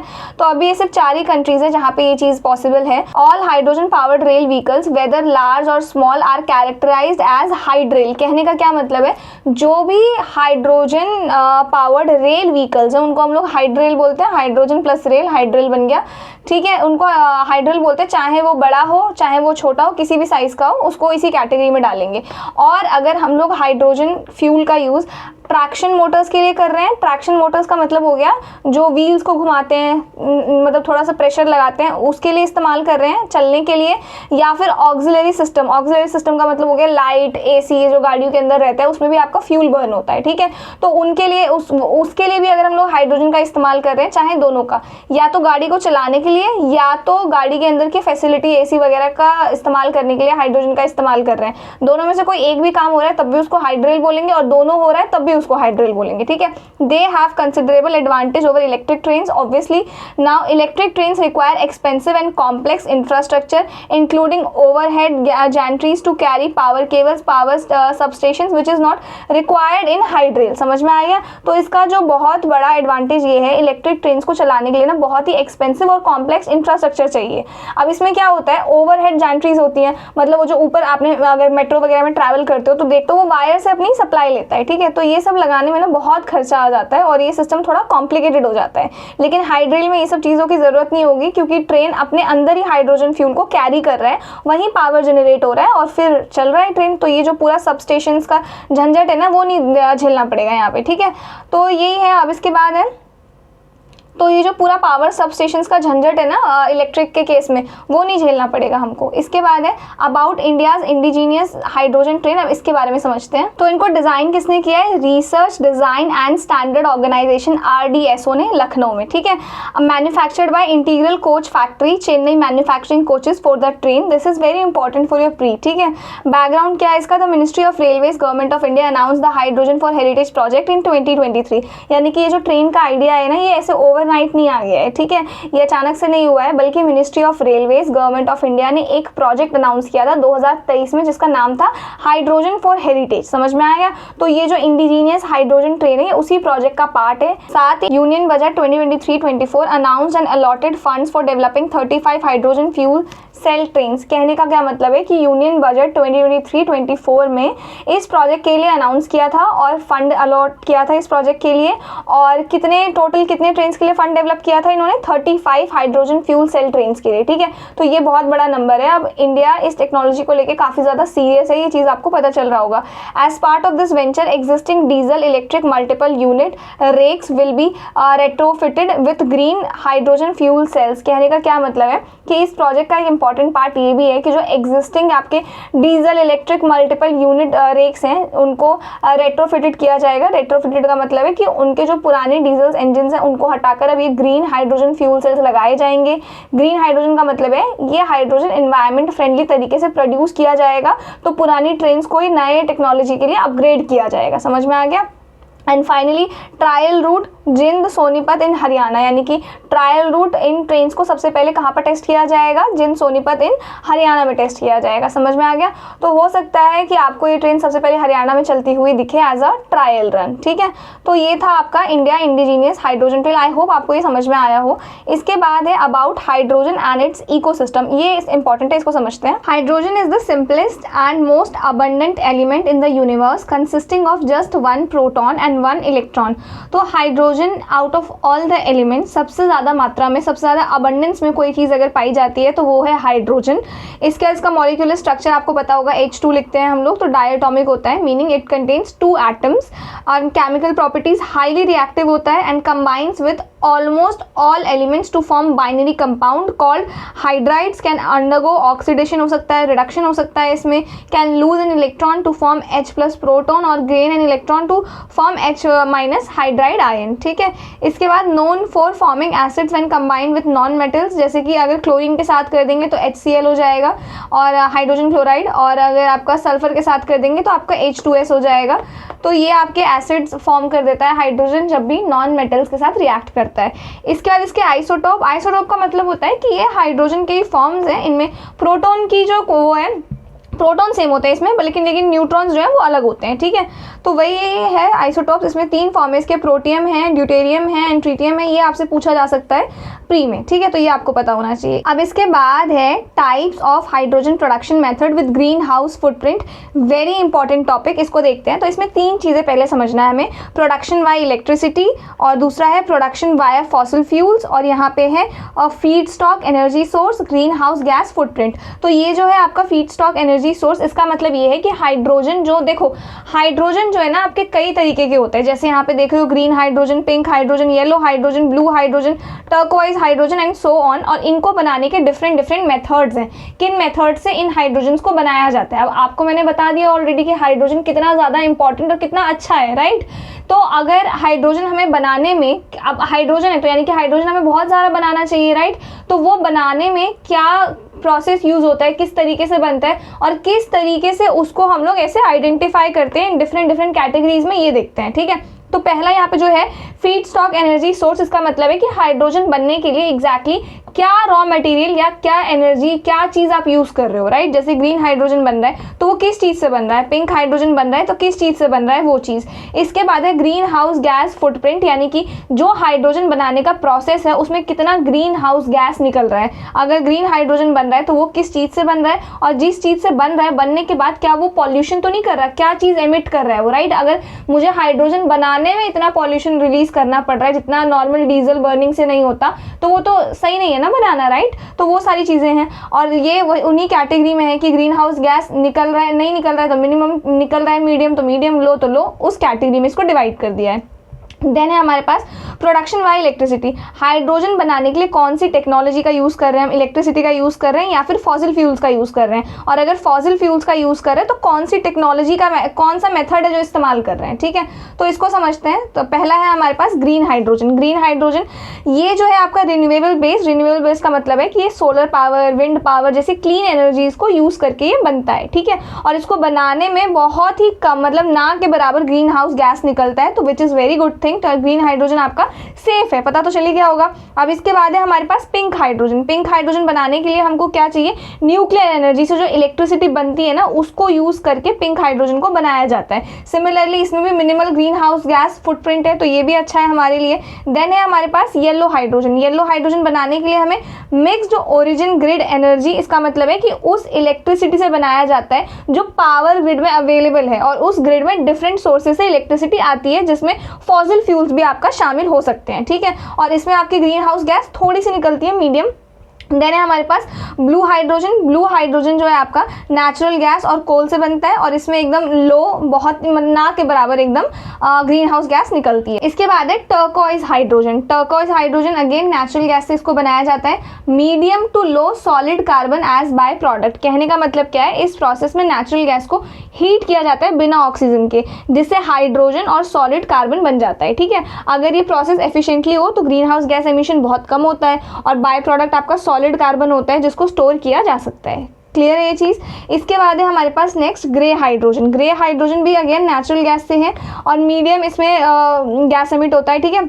नेक्स्ट है देन है हमारे पास ब्राउन हाइड्रोजन। इसको बनाने में ब्राउन कोल और इग्नाइट का यूज़ होता है। ब्राउन कोल को ही इग्नाइट कहते हैं, और इसमें आपका जो एमिशन है वो बहुत ज़्यादा होता है। देन है हमारे पास ब्लैक हाइड्रोजन। इसमें ब्लैक कोल का इस्तेमाल होता है, इसमें भी हाई एमिशन होता है। फिर है अनअसाइंड हाइड्रोजन, जो अभी किसी स्पेसिफिक कलर से आइडेंटिफाई नहीं किया गया है इस डायग्राम में आपका, उसको हम लोग अनअसाइंड कहते हैं। इसको हम लोग किससे बनाते हैं, बायोमास से बनाते हैं, जैसे कि प्लांट्स और ऑर्गेनिक वेस्ट जो होता है वो। और इसमें आपका पोटेंशियली नेगेटिव, यानी कि देखो बायोमास जब ग्रो करता है तो वो CO2 एब्जॉर्ब करता है। अगर बायोमास को सब्सटैंशियली यूज़ किया जाए तो हाइड्रोजन बनने के प्रोसेस में overall green house emission negative भी हो सकता है। क्लियर है चीज़, यही बता रहा है।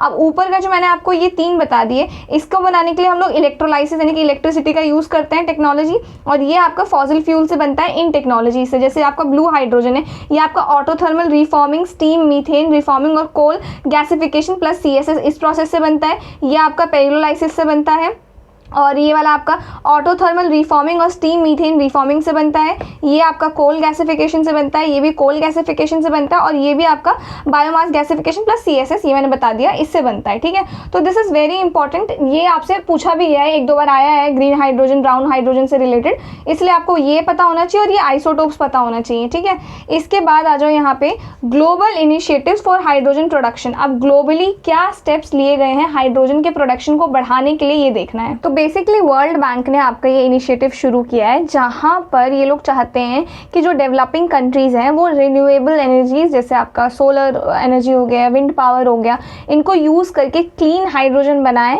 और उसको एक ऐसे एनर्जी रिसोर्स की तरह यूज़ करें जिसमें कार्बन का एमिशन कम हो। समझ में आ गया?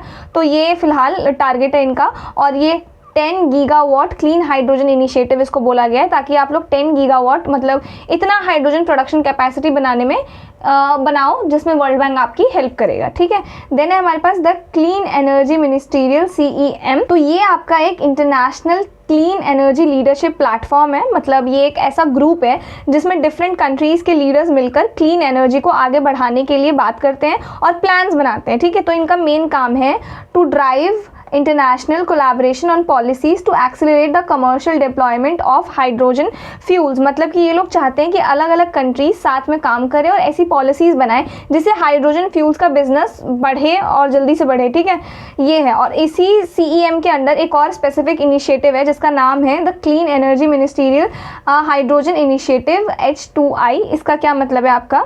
तो ये जो है इसको कौन कोऑर्डिनेट करेगा? Coordinated by international energy agency IEA, developed according to CEM framework document, India is a member. तो कहना क्या चाह रहा है ये, CEM के जो रूल्स और गाइडलाइंस हैं उनको फॉलो करते हुए इसको बनाया गया है, और इंपॉर्टेंट बात ये है कि इंडिया इसका मेंबर है। अब इंडिया भी इस इनिशिएटिव का पार्ट है और हाइड्रोजन को आगे बढ़ाने के लिए इंटरनेशनल लेवल पे इंडिया भी फाइनली काम करेगा। समझ में आ गया? इसके बाद है global program for hydrogen in industry. क्या कह रहा है ये एक और ग्लोबल प्रोग्राम है जिसका नाम ये है global program for hydrogen in industry. इसको 2021 में United Nation industrial development organization ने लॉन्च किया था। इसका एम था जो डेवलपिंग कंट्रीज़ हैं या वो कंट्रीज़ हैं जो अपनी इकोनॉमी को चेंज कर रही हैं, उनको हाइड्रोजन डेवलप करने में जो भी प्रॉब्लम्स आ रही है ना, उसको सॉल्व करने में ये प्रोग्राम उनकी हेल्प करेगा। समझ में आ गया? तो बेसिकली ये जो सारे इनिशिएटिव्स थे ना, ये इनिशिएटिव्स दुनिया भर में अलग अलग लेवल पर काम कर रहे हैं ताकि क्लीन हाइड्रोजन का प्रोडक्शन बढ़े। आपको पता ही है कितना बेनिफिशियल है वो हमारे लिए, इसलिए। इसके बाद है इंडिया ने खुद की तरफ से क्या इनिशिएटिव लिए हैं। India's initiative for hydrogen production, ये देखना है। इसमें पहला है नेशनल ग्रीन हाइड्रोजन मिशन। अब ये क्या है? ये इंडिया का एक बहुत बड़ा प्लान है। इंडिया चाहता है कि वो दुनिया का एक बड़ा सेंटर बने जहाँ पर ग्रीन हाइड्रोजन बनाया जाए, यूज़ किया जाए और दूसरे कंट्रीज़ को एक्सपोर्ट भी किया जाए। ठीक है, और इसके लिए हम लोगों ने एक टारगेट भी सेट किया है कि हम लोग 2030 तक हर साल 5 million metric ton green hydrogen produce करेंगे, और ये जो है टारगेट हमारे लिए बहुत बड़ा टारगेट है। ठीक है, इसके बाद सेकेंड है हमारे पास the green hydrogen standard for India. तो इसका मतलब है कि इंडिया ने कुछ रूल्स और स्टैंडर्ड्स बनाए हैं डिफाइन करने के लिए कि किस हाइड्रोजन को ग्रीन बोला जा सकता है। इसमें एमिशन थ्रेशोल्ड्स यानी कि ये डिफाइन किए गए कि कितना कार्बन एमिशन अलाउड है अगर हाइड्रोजन को ग्रीन कहना है। समझ में आ रहा है? तो ये स्टैंडर्ड्स आपका कब नोटिफाई किया गया था? 19 अप्रैल 2023 को इसको नोटिफाई किया गया था। ये ज़रूरी है ताकि कोई भी हाइड्रोजन को ग्रीन हाइड्रोजन बोल के ना बेचे और असली में वो क्लीन ना हो, इसीलिए ये standard rule and procedure set करना ज़रूरी था। फिर है हमारे पास guidelines for pilot projects for utilising green hydrogen in the shipping and steel sector. तो पायलट प्रोजेक्ट का मतलब है छोटे स्केल पर एक्सपेरिमेंट करना। समझ में आया? जब हम एक्सपेरिमेंटल कुछ चीज़ कर रहे हो तो उसको पायलट फेज बोल देते हैं, पायलट प्रोजेक्ट बोल देते हैं, जिससे पता चल सके कि इसकी टेस्टिंग चल रही है, अभी ये पूरी तरीके से तैयार नहीं है। समझ में आ गया? तो उन्होंने क्या किया है, ये पायलट फेज पे एक्सपेरिमेंट करके देखा है कि कोई चीज़ ठीक से काम कर रही है कि नहीं कर रही है इसमें। समझ में आ गया? तो जो अपनी शिप्स चल रही हैं उनके इंजन्स को चेंज करके ग्रीन हाइड्रोजन से चलाने की पॉसिबिलिटी एक्सप्लोर करना, पोर्ट्स पर उसके लिए जो भी फैसिलिटीज़ चाहिए वो बनाना। और ये गाइडलाइन स्टील सेक्टर के लिए भी बनी है, मतलब स्टील बनाने के में जो भी प्रोसेस है स्टील बनाने का, उसमें ग्रीन हाइड्रोजन को कैसे यूज़ किया जा सकता है, ये भी पूरा एक्सप्लोर किया गया है इस इनिशिएटिव में, ठीक है। आई होप ये तीनों आपको समझ में आ रहे हो। तो बेसिकली इंडिया ना बहुत एक्टिवली काम कर रहा है ग्रीन हाइड्रोजन प्रोडक्शन को बढ़ाने के लिए, और ये बहुत बड़े बड़े मिशन हैं जो इंडिया ने लॉन्च किए हैं ताकि हम लोग एक हब बन सके, ना सिर्फ हम लोग मतलब बनाएं, यूज़ करें, एक्सपोर्ट भी करें दुनिया भर में। तो ये हमारा टारगेट है। ये जो टॉपिक है ना आपका, इससे ना मैं सीरियसली बताऊँ तो प्री के लिए काफ़ी इंपॉर्टेंट है टॉपिक, हर एक लाइन एक फैक्ट है, पर मेंस के लिए आपका जैसे ये चीज़ है, अगर ग्रीन हाइड्रोजन से रिलेटेड कुछ आ जाता है तो आपको ये तीनों इनिशिएटिव्स के नाम लिखने होंगे, एक एक लाइन में इनको डिफाइन करना होगा ताकि मतलब बहुत अच्छे नंबर मिलेंगे। इसके बाद है हमारे पास challenges in adoption of hydrogen as a fuel. अब अगर मैं सब कुछ इतना इजी है, समझ में आ रहा है, तो हाइड्रोजन को मैं एज अ फ्यूल क्यों नहीं बना सकती, राइट। इसके अंदर भी कुछ चैलेंजेस हैं जो मुझे देखने को मिल रहे हैं, वो चैलेंजेस पहले डिस्कस करते हैं, फिर इस डायग्राम को देखेंगे। तो पहला है कॉस्ट ऑफ रॉ मटेरियल्स। तो इसका मतलब ये है, जैसे ऊपर मैंने आपको बताया था कि यहाँ पे इलेक्ट्रोलाइसिस का हम लोग यूज़ करते हैं हाइड्रोजन बनाने के लिए, ठीक है, इन तीनों में। अब यहाँ पे इस रिएक्शन को करने के लिए ना कैटलिस्ट का यूज़ होता है। कैटलिस्ट मान लो जैसे चाय हम लोग बना रहे हैं, उसमें आप लोग जितनी चीनी डालो उतना मीठा बनेगा, if you like more sweeter तो ज़्यादा डालो, कम तो कम डालो, तो उस तरीके का कुछ कैटलिस्ट है। कैटलिस्ट क्या करता है, हमारे जो रिएक्शंस को ना थोड़ा फास्ट बना देता है, ठीक है। तो क्या ये जैसे हम लोग प्लैटिनम का यूज़ करते हैं, इरिडियम का यूज़ करते हैं, ये तो ये कैटलिस्ट की तरह यूज़ होते हैं, और ये जो सब्सटेंसेस है ना ये काफ़ी महंगे होते हैं, समझ में आया। तो इसी वजह से ये जो कॉस्ट है ना रॉ मटेरियल्स का हाइड्रोजन को बनाने के लिए, वो महंगा हो जाता है, ठीक है। नाउ हाइड्रोजन एक्सट्रैक्शन, तो हाइड्रोजन नेचुरली अकेले नहीं मिलता है, ठीक है, हमें इसको या तो पानी से अलग करना पड़ता है या फिर फॉसिल फ्यूल से अलग करना पड़ता है। तो ये दोनों ही प्रोसेसेस में ना काफ़ी ज़्यादा एनर्जी लगती है। अगर वो एनर्जी फॉसिल फ्यूल से आई तो फिर हाइड्रोजन क्लीन नहीं रहेगा हमारे पास, समझ में आ गया। इसके बाद है नीड ऑफ स्पेसिफिक इंफ्रास्ट्रक्चर। तो देखो ग्रीन हाइड्रोजन को प्रोड्यूस करने के लिए एक स्पेशल इंफ्रास्ट्रक्चर, फैसिलिटीज़, इक्विपमेंट्स वगैरह चाहिए, और बहुत एडवांस टेक्नोलॉजी की भी ज़रूरत है हमें, और ये सब सेटअप करने में बहुत ज़्यादा टाइम भी लगता है और बहुत ज़्यादा पैसा भी लगता है, ठीक है। इसके बाद है हाईली फ्लेमेबल, यानी कि जो आपका हाइड्रोजन है ना वो बहुत जल्दी आग पकड़ लेता है अगर वो हवा में सिर्फ 4 से 75% के कॉन्सेंट्रेशन में भी हो, तब भी वो आग पकड़ लेगा, ठीक है। तो इस वजह से इसको हैंडल करना और स्टोर करना सेफ्टी कंसर्न के साथ हमें करना पड़ता है ये सब, ठीक है। इसके बाद है हमारे पास हाइड्रोजन स्टोरेज। तो देखो हाइड्रोजन को स्टोर करना भी आसान नहीं है। अगर हमें इसको लिक्विड फॉर्म में स्टोर करना है तो बहुत कम टेम्परेचर पर ठंडा करना पड़ेगा इसको, जिसमें बहुत एनर्जी लगती है, या फिर हाई प्रेशर पर स्टोर करना है तो उसमें भी बहुत एनर्जी यूज़ होती है। तो ये स्टोरेज का जो प्रोसेस है ना थोड़ा सा कॉम्प्लेक्स है और एनर्जी इंटेंसिव है, ठीक है, इस वजह से ये थोड़ा सा कॉम्प्लिकेटेड है। तो बेसिकली हाइड्रोजन को फ्यूल की तरह वाइडली यूज़ करने में कोई प्रॉब्लम नहीं है, लेकिन बहुत सारी मुश्किलें हैं जिनका सामना हमको करना पड़ता है, ठीक है। स्पेशल इंफ्रास्ट्रक्चर चाहिए इसको, और क्या चाहिए भाई, महंगा है इसका कैटलिस्ट जो यूज़ होगा, वो एक्सट्रैक्ट करना थोड़ा सा मुश्किल है, उसमें भी एनर्जी लग रही है, और स्पेसिफिक इंफ्रास्ट्रक्चर फ्लेमेबल है। तो ये सारी प्रॉब्लम्स हैं हाइड्रोजन के साथ, ठीक है। इसके बाद ये देखते हैं diverse applications and significance of hydrogen. अब हाइड्रोजन के को किस तरीके से इस्तेमाल कर सकते हैं। तो पहला है एनर्जी कैरियर। एनर्जी कैरियर का मतलब है कि हाइड्रोजन एक एनर्जी को एक जगह से दूसरी जगह ले जाने का काम कर सकता है, समझ में आ गया, और इसकी एनर्जी डेंसिटी यहाँ पे दी गई है। इसके बाद है हमारे पास इंडस्ट्रियल एप्लीकेशंस। तो इंडस्ट्री में हाइड्रोजन का यूज़ होता है, जैसे आपका केमिकल इंडस्ट्री में यूज़ होता है, केमिकल बनने में यूज़ होता है। Ammonia production, refining, ammonia production में आपका यूज़ होता है, और रिफाइनिंग यानी कि ऑयल रिफाइनिंग का जो प्रोसेस होता है वहाँ भी आपका हाइड्रोजन यूज़ होता है। फिर एनवायरमेंटल एप्लीकेशन, एनवायरमेंट को बचाने में हाइड्रोजन कैसे हेल्प करता है। तो पहला है कार्बन कैप्चर, कार्बन डाइऑक्साइड को पकड़ने और स्टोर करने की टेक्नोलॉजी में भी हाइड्रोजन का काफ़ी इंपॉर्टेंट रोल है। इसके बाद है पॉल्यूशन रिडक्शन। अगर हाइड्रोजन फ्यूल यूज़ हो तो पॉल्यूशन कम होगा, जैसे हमने ट्रेन इंजन के केस में भी जो पढ़ रहे हैं हम टॉपिक, उसके केस में देखा। फिर है इसके बाद फिर है मेडिकल फील्ड। तो मेडिकल फील्ड में भी हाइड्रोजन का यूज़ होता है, जैसे लाइफ सपोर्ट सिस्टम में, कुछ लाइफ सपोर्ट सिस्टम में इसका यूज़ हो सकता है।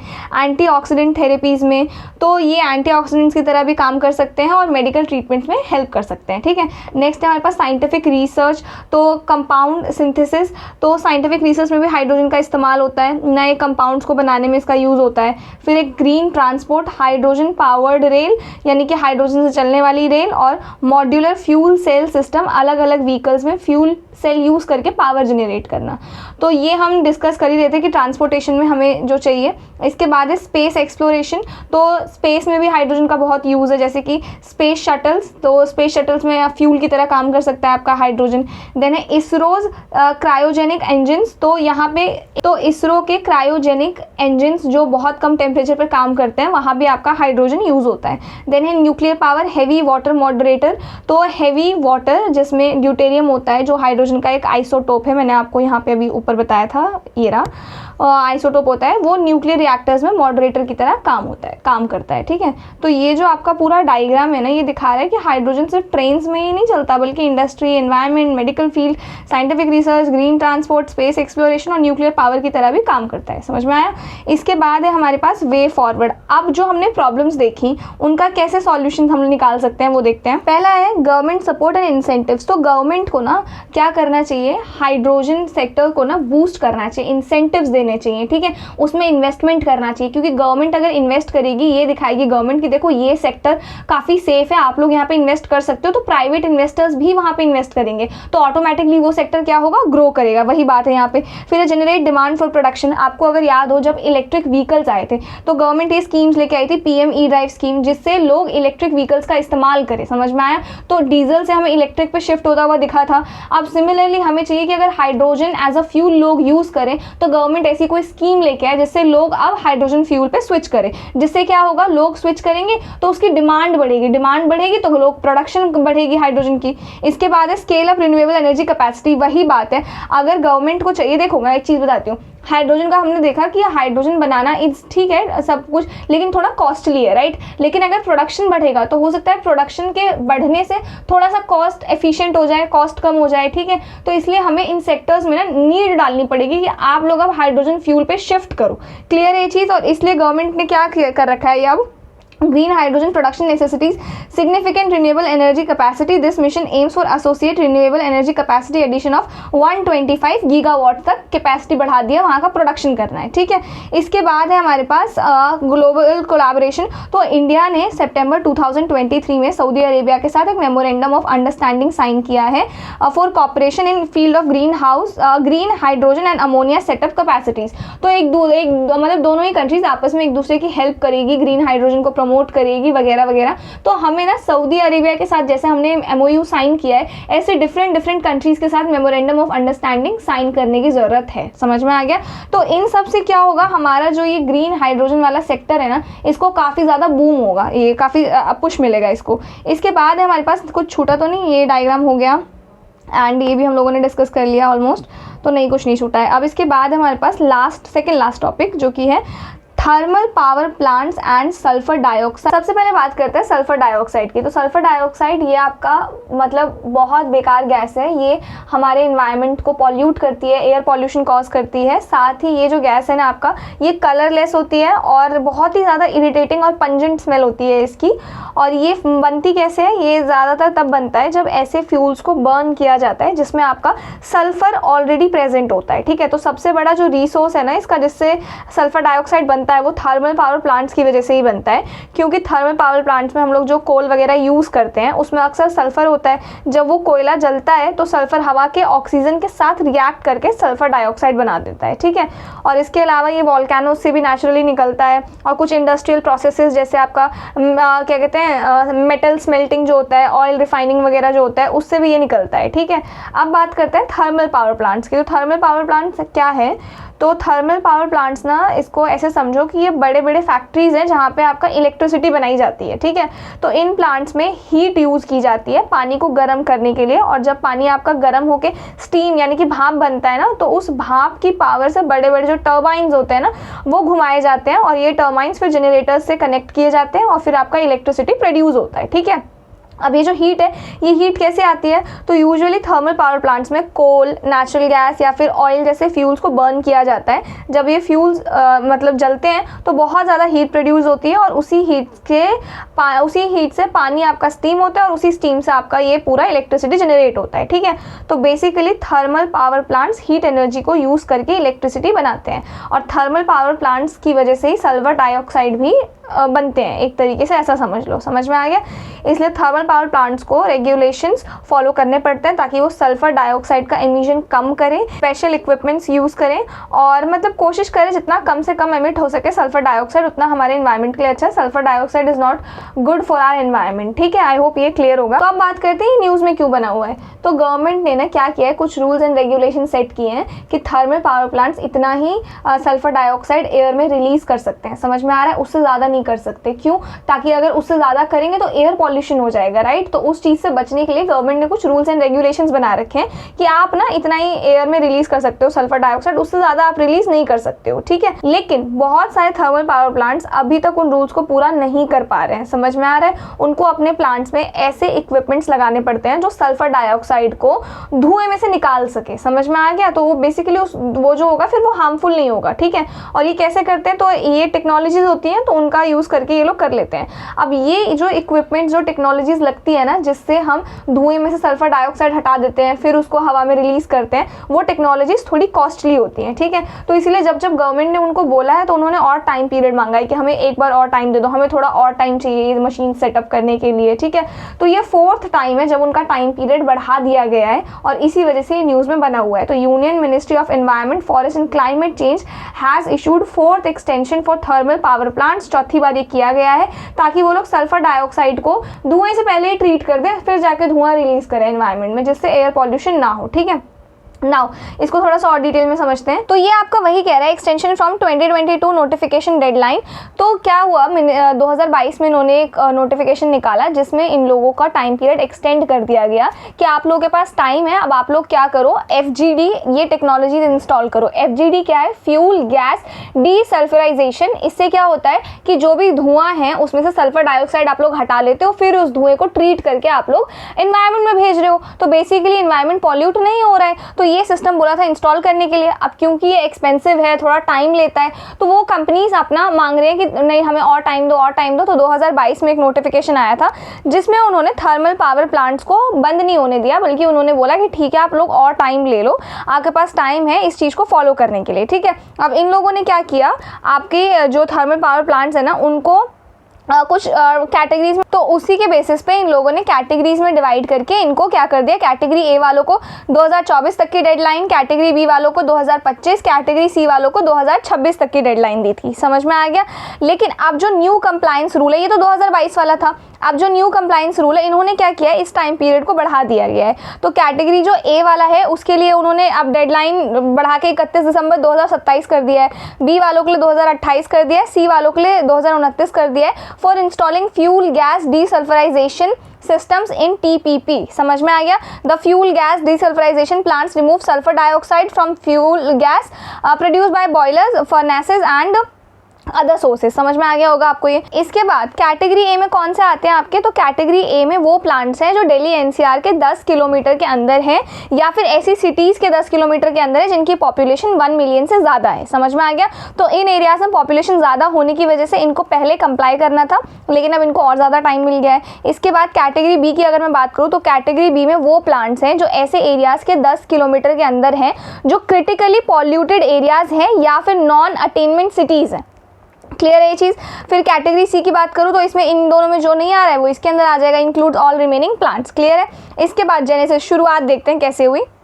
तो पहली बार 2015 में मिनिस्ट्री ने ये पॉल्यूशन कंट्रोल रूल्स लगाए थे कि आपको ना सल्फर डाइऑक्साइड, नाइट्रोजन डाइऑक्साइड और मरकरी को कंट्रोल करने के लिए ये स्टेप्स आपको लेने होंगे। तो उनको पता था कि कोल से चलने वाले पावर प्लांट जो है ना पॉल्यूशन बहुत ज़्यादा करते हैं। समझ में आ गया? इस वजह से 2015 में ही उन लोगों ने ये स्टेप ले लिया था। देन लेटर 2017 में जो पावर मिनिस्ट्री है उन्होंने कहा था कि उनको ये रूल्स फॉलो करने के लिए और टाइम चाहिए। समझ में आ गया? तो उन्होंने 7 साल का एक्सटेंशन मांगा था, लेकिन सुप्रीम कोर्ट ने उनको 5 साल का एक्सटेंशन दिया था, मतलब 2022 तक का ही टाइम दिया था। क्लियर है ये चीज़? इसके बाद सोर्सेज ऑफ सल्फर डाइऑक्साइड। अब सल्फर डाइऑक्साइड जो है कैसे निकलता है, मैंने आपको बता दिया था, वॉल्केनो से भी निकलता है। Anthropogenic combustion of fossil fuels, coal, heavy fuel in thermal power plants, ये आप लोग पढ़ लेना। तो ये वो रिसोर्सेज है जहाँ से हम लोगों को सल्फर डाइऑक्साइड देखने को मिलता है। ये आपका प्री का क्वेश्चन है। ठीक है, now government regulations to control sulphur dioxide. अब गवर्नमेंट ने ऐसे क्या रेगुलेशंस लिए हैं जिससे सल्फर डाइऑक्साइड को कंट्रोल किया जा सकता है। तो इसमें पहला है air prevention and control of pollution act 1981। समझ में आया? तो ये जो लॉ है ना, ये बेसिकली इस एक्ट ने सेंट्रल पॉल्यूशन कंट्रोल बोर्ड और state pollution control board establish किया था। और इससे क्या हुआ था, इसको स्टैब्लिश करने के बाद ना इन्होंने बोला था कि आप दोनों को ये पावर है कि जो भी पॉल्यूटेंट्स हैं इंक्लूडिंग SO2 उसके एमिशन को आप लोग मॉनिटर करो और रेगुलेट करो, जिससे हमारा जो एयर है वो ज़्यादा पॉल्यूट ना हो। समझ में आ गया? दूसरा एनवायरमेंट प्रोटेक्शन एक्ट 1986। ये एक्ट 1986 में बना था। इसके अंदर गवर्नमेंट कुछ specific SO2 emission limit set कर सकती है अलग अलग इंडस्ट्रीज़ के लिए, जैसे पावर प्लांट्स के लिए हो गया, आपका रिफाइनरीज़ के लिए हो गया, सीमेंट मैन्युफैक्चरिंग कंपनी के लिए हो गया। तो मतलब गवर्नमेंट बता सकती है कि ये इंडस्ट्रीज ज़्यादा से ज़्यादा कितना SO2 है जो छोड़ सकते हैं, उससे ज़्यादा नहीं। ठीक है। थर्ड है national ambient air quality standards. ये क्या बताता है, इन्होंने ना एक स्टैंडर्ड बनाया है। ये स्टैंडर्ड बताता है कि हवा में different pollutants including sulphur dioxide की कॉन्सेंट्रेशन कितनी होनी चाहिए ताकि वो सेफ रहे। तो ये एक लिमिट सेट करते हैं कि हवा कितना साफ होना चाहिए एक तरीके से। क्लियर है? फिर है BS6 फ्यूल स्टैंडर्ड। तो ये क्या हुआ है, गवर्नमेंट ने ना व्हीकल्स के लिए और भी ज़्यादा थोड़े स्टैंडर्ड्स थोड़े से स्ट्रिक्ट कर दिए हैं। ये स्टैंडर्ड सिर्फ व्हीकल से निकलने वाले एमिशन को ही कंट्रोल नहीं करता, बल्कि फ्यूल्स में जो सल्फर कंटेंट कितना होना चाहिए वो भी रेगुलेट करता है। अगर फ्यूल में सल्फर कम होगा तो व्हीकल से SO2 भी कम निकलेगा, तो ये मेक श्योर करता है वो। फिर हमारे पास नेशनल क्लीन एयर प्रोग्राम 2019। ये क्या था, तो ये एक प्रोग्राम है जो 2019 में इसी मिनिस्ट्री ने लॉन्च किया था, स्टार्ट किया था। इसका मेन एम था कि पॉल्यूशन को कंट्रोल करना, और इसमें SO2 भी एक इम्पॉर्टेंट पॉल्यूटेंट है जिसको कम करने की कोशिश की जा रही थी। ठीक है। देन है Sameer app and social media accounts. तो ये जो ऐप है ना, ये आपका सेंट्रल पॉल्यूशन कंट्रोल बोर्ड ने लाया था। तो ये जो चीज़ें हैं ना, ये दोनों जो है ना काफ़ी ज़्यादा इफेक्टिव रहे हैं ये देखने के लिए कि एजेंसीज पॉल्यूशन कम कर रही है कि नहीं कर रही है, और लोग इस ऐप और सोशल मीडिया के थ्रू पॉल्यूशन की रिपोर्ट भी दे सकते हैं। तो बेसिकली गवर्नमेंट ने अलग अलग रूल्स एंड स्टैंडर्ड्स प्रोग्राम्स वगैरह बनाए हैं ताकि सल्फर डाइऑक्साइड हवा में ना जा सके। समझ में आ गया? तो ये वो इनिशिएटिव्स थे। इसके बाद है कुछ सॉल्यूशंस, देखते हैं। पहला है need of strict implementation of regulations, यानी कि हमने थर्मल पावर प्लांट्स को जो भी टाइमलाइन दे दिया है कि आप लोगों को इतने तारीख तक FGD इंस्टॉल करना है, समझ में आ रहा है, तो उनको करना ही पड़ेगा। ऐसा नहीं होना चाहिए कि अब हम बाद में करेंगे, और टाइम चाहिए, और टाइम लिमिट नहीं देना चाहिए, स्ट्रिक्ट एक्शन लेना चाहिए इसके अगेंस्ट अब। ठीक है। इसके बाद है फ्यूल क्लीनिंग। तो employ fuel cleaning methods like coal beneficiation. अब ये क्या कह रहा है ये पॉइंट आपका, ये कह रहा है कि जब कोयला जलाया जाता है ना थर्मल पावर प्लांट्स में, उसको कोयले को जलाने से पहले आप सल्फर कोयले में से हटा लो, और इसी प्रोसेस को कोल बेनिफिकेशन कहते हैं। कि आपने सल्फर हटा लिया, सल्फर जलेगा नहीं, तो ये मेथड आप अपना सकते हो। साथ ही coal washing can remove approximately 50% of pyritic sulphur and 20 से 30% ऑफ टोटल सल्फर। ये कह रहा है कि अगर हमने कोयले को वॉश किया, ठीक है, धोया उसको, तो करीब 50% पायरेटिक सल्फर और टोटल सल्फर का 20 से 30% तक निकाला जा सकता है। तो ये एक सिंपल तरीका है आपका SO2 एमिशन को कम करने का। समझ में आ गया? पायरेटिक सल्फर जो होता है ना आपका, वही होता है, सल्फर ही होता है जो कोयले में होता है प्रेजेंट, बस इस तरीके से समझ लो। फिर है shift to clean energy sources. तो ये आपका कह रहा है कि हमें धीरे धीरे क्लीन एनर्जी की तरफ शिफ्ट होना चाहिए, जैसे रिन्यूएबल एनर्जी हो गया आपका, और ऐसे फ्यूल्स हो गए जैसे हाइड्रोजन है, जिसको government national green hydrogen mission जैसे पॉलिसीज के थ्रू प्रमोट कर रही है। तो लॉन्ग टर्म में अगर हम इन क्लीन एनर्जी सोर्सेज पर शिफ्ट हो जाते हैं तो SO2 पॉल्यूशन का प्रॉब्लम भी कम हो जाएगा। क्लियर है ये चीज? इसके बाद है हमारे पास next last topic, national turmeric board. अच्छा, इसको करने से पहले एक बार जरा मुझे लग रहा है ऊपर ये रह गया, हाँ, health and environmental impact of sulphur dioxide. हमारी हेल्थ पे और एनवायरमेंट पर सल्फर डाइऑक्साइड का क्या इम्पैक्ट पड़ता है, इसको अगर आप लोग एक बार पढ़ लेना। रेस्पिरेटरी इश्यूज हो सकते हैं, कार्डियोवास्कुलर इश्यूज हो सकते हैं, acid rain, material damage, visibility effect, this is easy to understand. ठीक है। इसके बाद इधर आओ नेशनल टर्मरिक बोर्ड। तो ये न्यूज़ में क्यों बना हुआ है, तो रिसेंटली हमारे union ministry of commerce and industry ने इसको इनॉग्रेट किया है, नेशनल टर्मरिक बोर्ड को। इसके बारे में देखते हैं। तो इसका एम क्या है, इसको क्यों स्टैब्लिश किया गया है? इसको स्टैब्लिश किया गया to provide leadership on turmeric related matters. Turmeric related जो मैटर्स है उन पर लीडरशिप प्रोवाइड करना, augment the efforts and facilitate greater coordination. मतलब कि जो भी एफर्ट्स पहले से हो रहे हैं उनको और बढ़ाया जाए, और जो स्पाइसेस बोर्ड्स हैं और दूसरी गवर्नमेंट एजेंसीज हैं उनके साथ मिलकर काम करना, ताकि जो भी हमारा टर्मरिक का सेक्टर है ना वो बहुत जल्दी ग्रो कर सके। ठीक है। अब इसका हेड हेडक्वार्टर्स कहाँ पे है? Nizamabad, Telangana. This is very important for your pre exam. And मैं एक चीज़ बताती हूँ, इस चीज़ से रिलेटेड ना पहले आपका ऐसा कुछ टॉपिक रहा भी नहीं है, आया भी नहीं है, ठीक है। तो इस वजह से इस बार आया, क्योंकि अब देखो न्यूज़ में इनॉग्रेट हुआ है, तो इसलिए आपको ये पता होना चाहिए, ठीक है। हेडक्वार्टर्स कहाँ पर है और मिनिस्ट्री किस मिनिस्ट्री के अंदर है? Ministry of commerce and industry. अब इसका कंपोजिशन समझते हैं। तो chairman to be appointed by the central government, एक चेयरमैन होंगे जो कौन अपॉइंट करेगा? सेंट्रल गवर्नमेंट अपॉइंट करेगा। Members from the ministry of AYUSH, departments of pharmaceuticals, agriculture and farmers welfare, commerce and industry of the union government. Clear है ये चीज़? यहाँ से मेंबर्स अपॉइंट होंगे। Senior state government representatives from 3 state on the rotation basis. कहने का क्या मतलब है इसका कि 3 स्टेट्स के सीनियर स्टेट गवर्नमेंट रिप्रेजेंटेटिव्स होंगे, लेकिन ये रोटेट होते रहेंगे, मतलब हर कुछ टाइम बाद चेंज होते रहेंगे। इसके बाद है select national state institutions involve in research. कुछ सिलेक्ट नेशनल स्टेट इंस्टीट्यूशंस के लोग होंगे जो रिसर्च में इन्वॉल्व होंगे। इसके बाद है representatives of turmeric farmers and exporters. Turmeric farmers यानी कि जो लोग हल्दी की खेती करते हैं वो, और एक्सपोर्टर्स जो हल्दी बाहर भेजने का काम करते हैं, उनके रिप्रेजेंटेटिव्स भी होंगे। साथ ही आपके एक सेक्रेटरी होगा जिसको डिपार्टमेंट ऑफ कॉमर्स अपॉइंट करेगा। क्लियर है ये चीज़? इसके बाद सिग्निफिकेंस ऑफ द बोर्ड, अब क्या काम करेगा? प्रमोट करेगा research and development of new turmeric product, साथ ही value addition of turmeric related products for marketing abroad, creating awareness on turmeric medical properties. इसके बाद increase yield and boost logistic and supply chain to foster trade into newer markets, ensure quality and safety standards for turmeric production and exports. Basically हमारा goal क्या है? Turmeric का use बढ़ाया जाए और उस सेक्टर को ग्रो किया जाए इस तरीके से। इसके बाद टर्मरिक के बारे में समझते हैं। तो rhizome underground stem often refer to as the golden spice. इसको क्या कहते हैं? गोल्डन स्पाइस कहते हैं। क्लाइमेटिक कंडीशन कैसी चाहिए? Grown in diverse tropical condition. Temperature चाहिए 20 से 35 डिग्री का, और एनुअल रेनफॉल हमें 1500 mm या इससे ज़्यादा चाहिए। क्लियर है? सॉइल किस तरीके की मिट्टी में इसको उगा सकते हैं हम लोग? Thrive best in well drained Sandy और क्ले लोम सॉइल्स। ये ना इस तरीके के क्वेश्चन आए हैं आपका कॉटन को लेके कि कॉटन को किस तरीके की सॉइल में उगा सकते हैं, ये सारे क्वेश्चंस तो ये आपको पता होना चाहिए, पक्का पक्का पूछा जाएगा ये। इसके बाद इसकी कुछ प्रॉपर्टीज भी देखते हैं हम लोग। Active ingredient in turmeric called curcumin has antioxidant and anti inflammatory properties. कहने का क्या मतलब है आपका? जो आपकी हल्दी होती है ना, उसमें एक मेन चीज होती है जिसको हम लोग कर्क्यूमिन बोलते हैं। इस कर्क्यूमिन में एंटीऑक्सीडेंट प्रॉपर्टीज होती हैं जो हमारी बॉडी सेल्स को डैमेज होने से बचाती हैं, और एंटी इन्फ्लेमेटरी प्रॉपर्टीज हैं जो बॉडी में सूजन और दर्द को कम करती हैं। तो ये जो है ना कर्क्यूमिन, यही है जो हल्दी को इतना फायदेमंद बनाता है। फिर traditionally used for disorders of the skin, upper respiratory tract, joints, digestive system etcetera. ये तो आप लोगों ने सुना भी होगा, हल्दी वाला दूध it's very beneficial for us. Face पे लोग हल्दी लगाते थे ताकि जितनी भी स्किन प्रॉब्लम्स हैं वो ठीक हो जाए। तो ये सारी चीज़ें तो हमको पता ही हैं। तो वही है कि हल्दी को हम लोग काफ़ी टाइम से यूज़ करते आ रहे हैं स्किन की प्रॉब्लम्स के लिए, अपर रेस्पिरेटरी ट्रैक्ट की प्रॉब्लम के लिए यानी कि सांस लेने में जो तकलीफ होती है उस चीज़ के लिए, जॉइंट्स की प्रॉब्लम के लिए, डाइजेस्टिव प्रॉब्लम्स के लिए। तो बहुत सारी डिजीज़ हैं, बहुत सारी तकलीफ है ऐसी जिससे हमें हल्दी से फ़ायदा हो सकता है। फिर यह नेचुरल इंडिकेटर है that changes colour depending on the pH of a solution, यानी कि हल्दी जो है एक नेचुरल इंडिकेटर की तरह भी काम करता है। इंडिकेटर आपका वो चीज़ होती है जो ये बताती है कि कोई सॉल्यूशन एसिडिक है या बेसिक है। तो हल्दी का कलर चेंज हो जाता है अगर आप इसको किसी एसिडिक या बेसिक चीज़ में डालते हो। फॉर एग्जाम्पल, अगर आप हल्दी को सोप सॉल्यूशन में डालोगे तो उसका कलर रेड हो जाता है। तो ये इसकी एक खास केमिकल प्रॉपर्टी है। समझ में आ गया? तो इसके बाद देखते हैं turmeric production in India. Area under turmeric cultivation, तो आपका 2023-24 में 3.05 लाख हेक्टेयर ज़मीन पर हल्दी उगाई गई थी, और जिसमें आपकी 30 अलग अलग वेराइटीज़ की हल्दी थी। ठीक है।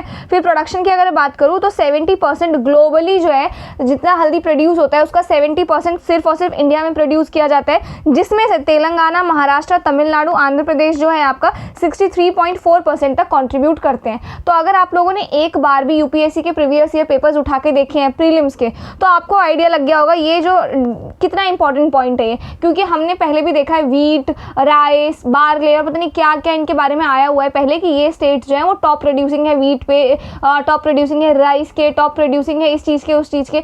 सिमिलरली इस बार आपसे हल्दी से रिलेटेड पूछा जा सकता है, इसलिए ये आपको पता होना चाहिए। और इसमें से जो लीडिंग एक्सपोर्ट मार्केट्स हैं इंडिया की, जहाँ पे इंडिया एक्सपोर्ट करता है वो है Bangladesh, UAE, UAE, USA and Malaysia. ठीक है, इसके बाद है turmeric in India with GI tag, यानी कि आपको पता होगा जीआई टैग का मतलब है जोग्राफिकल इंडिकेशन टैग।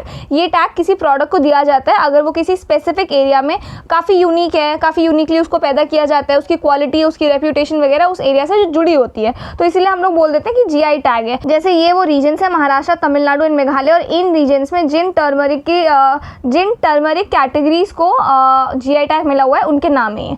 क्लियर है ये चीज़? तो ये जो है आपका काफ़ी इंपॉर्टेंट है प्री के लिए। इसके बाद है हमारे पास न्यूज़ इन शॉर्ट्स, जो छोटी छोटी न्यूज़ेज हैं वहाँ पे उनको कवर करेंगे हम यहाँ पे। तो इसको मैं आपको नेक्स्ट वीडियो में कराऊंगी, जो हमारा सोशल इश्यूज़ वाला टॉपिक रहने वाला है, उसी में मैं आपको इंटरनेशनल रिलेशंस, इकोनॉमी एंड इसका जो टॉपिक बच गया है उसको कवर करा दूंगी। ठीक है, आई होप आपको आज का सेशन पसंद आया हो, समझ में आया हो। कोई डाउट है तो do let me know in the comment section and I will see you in the next video.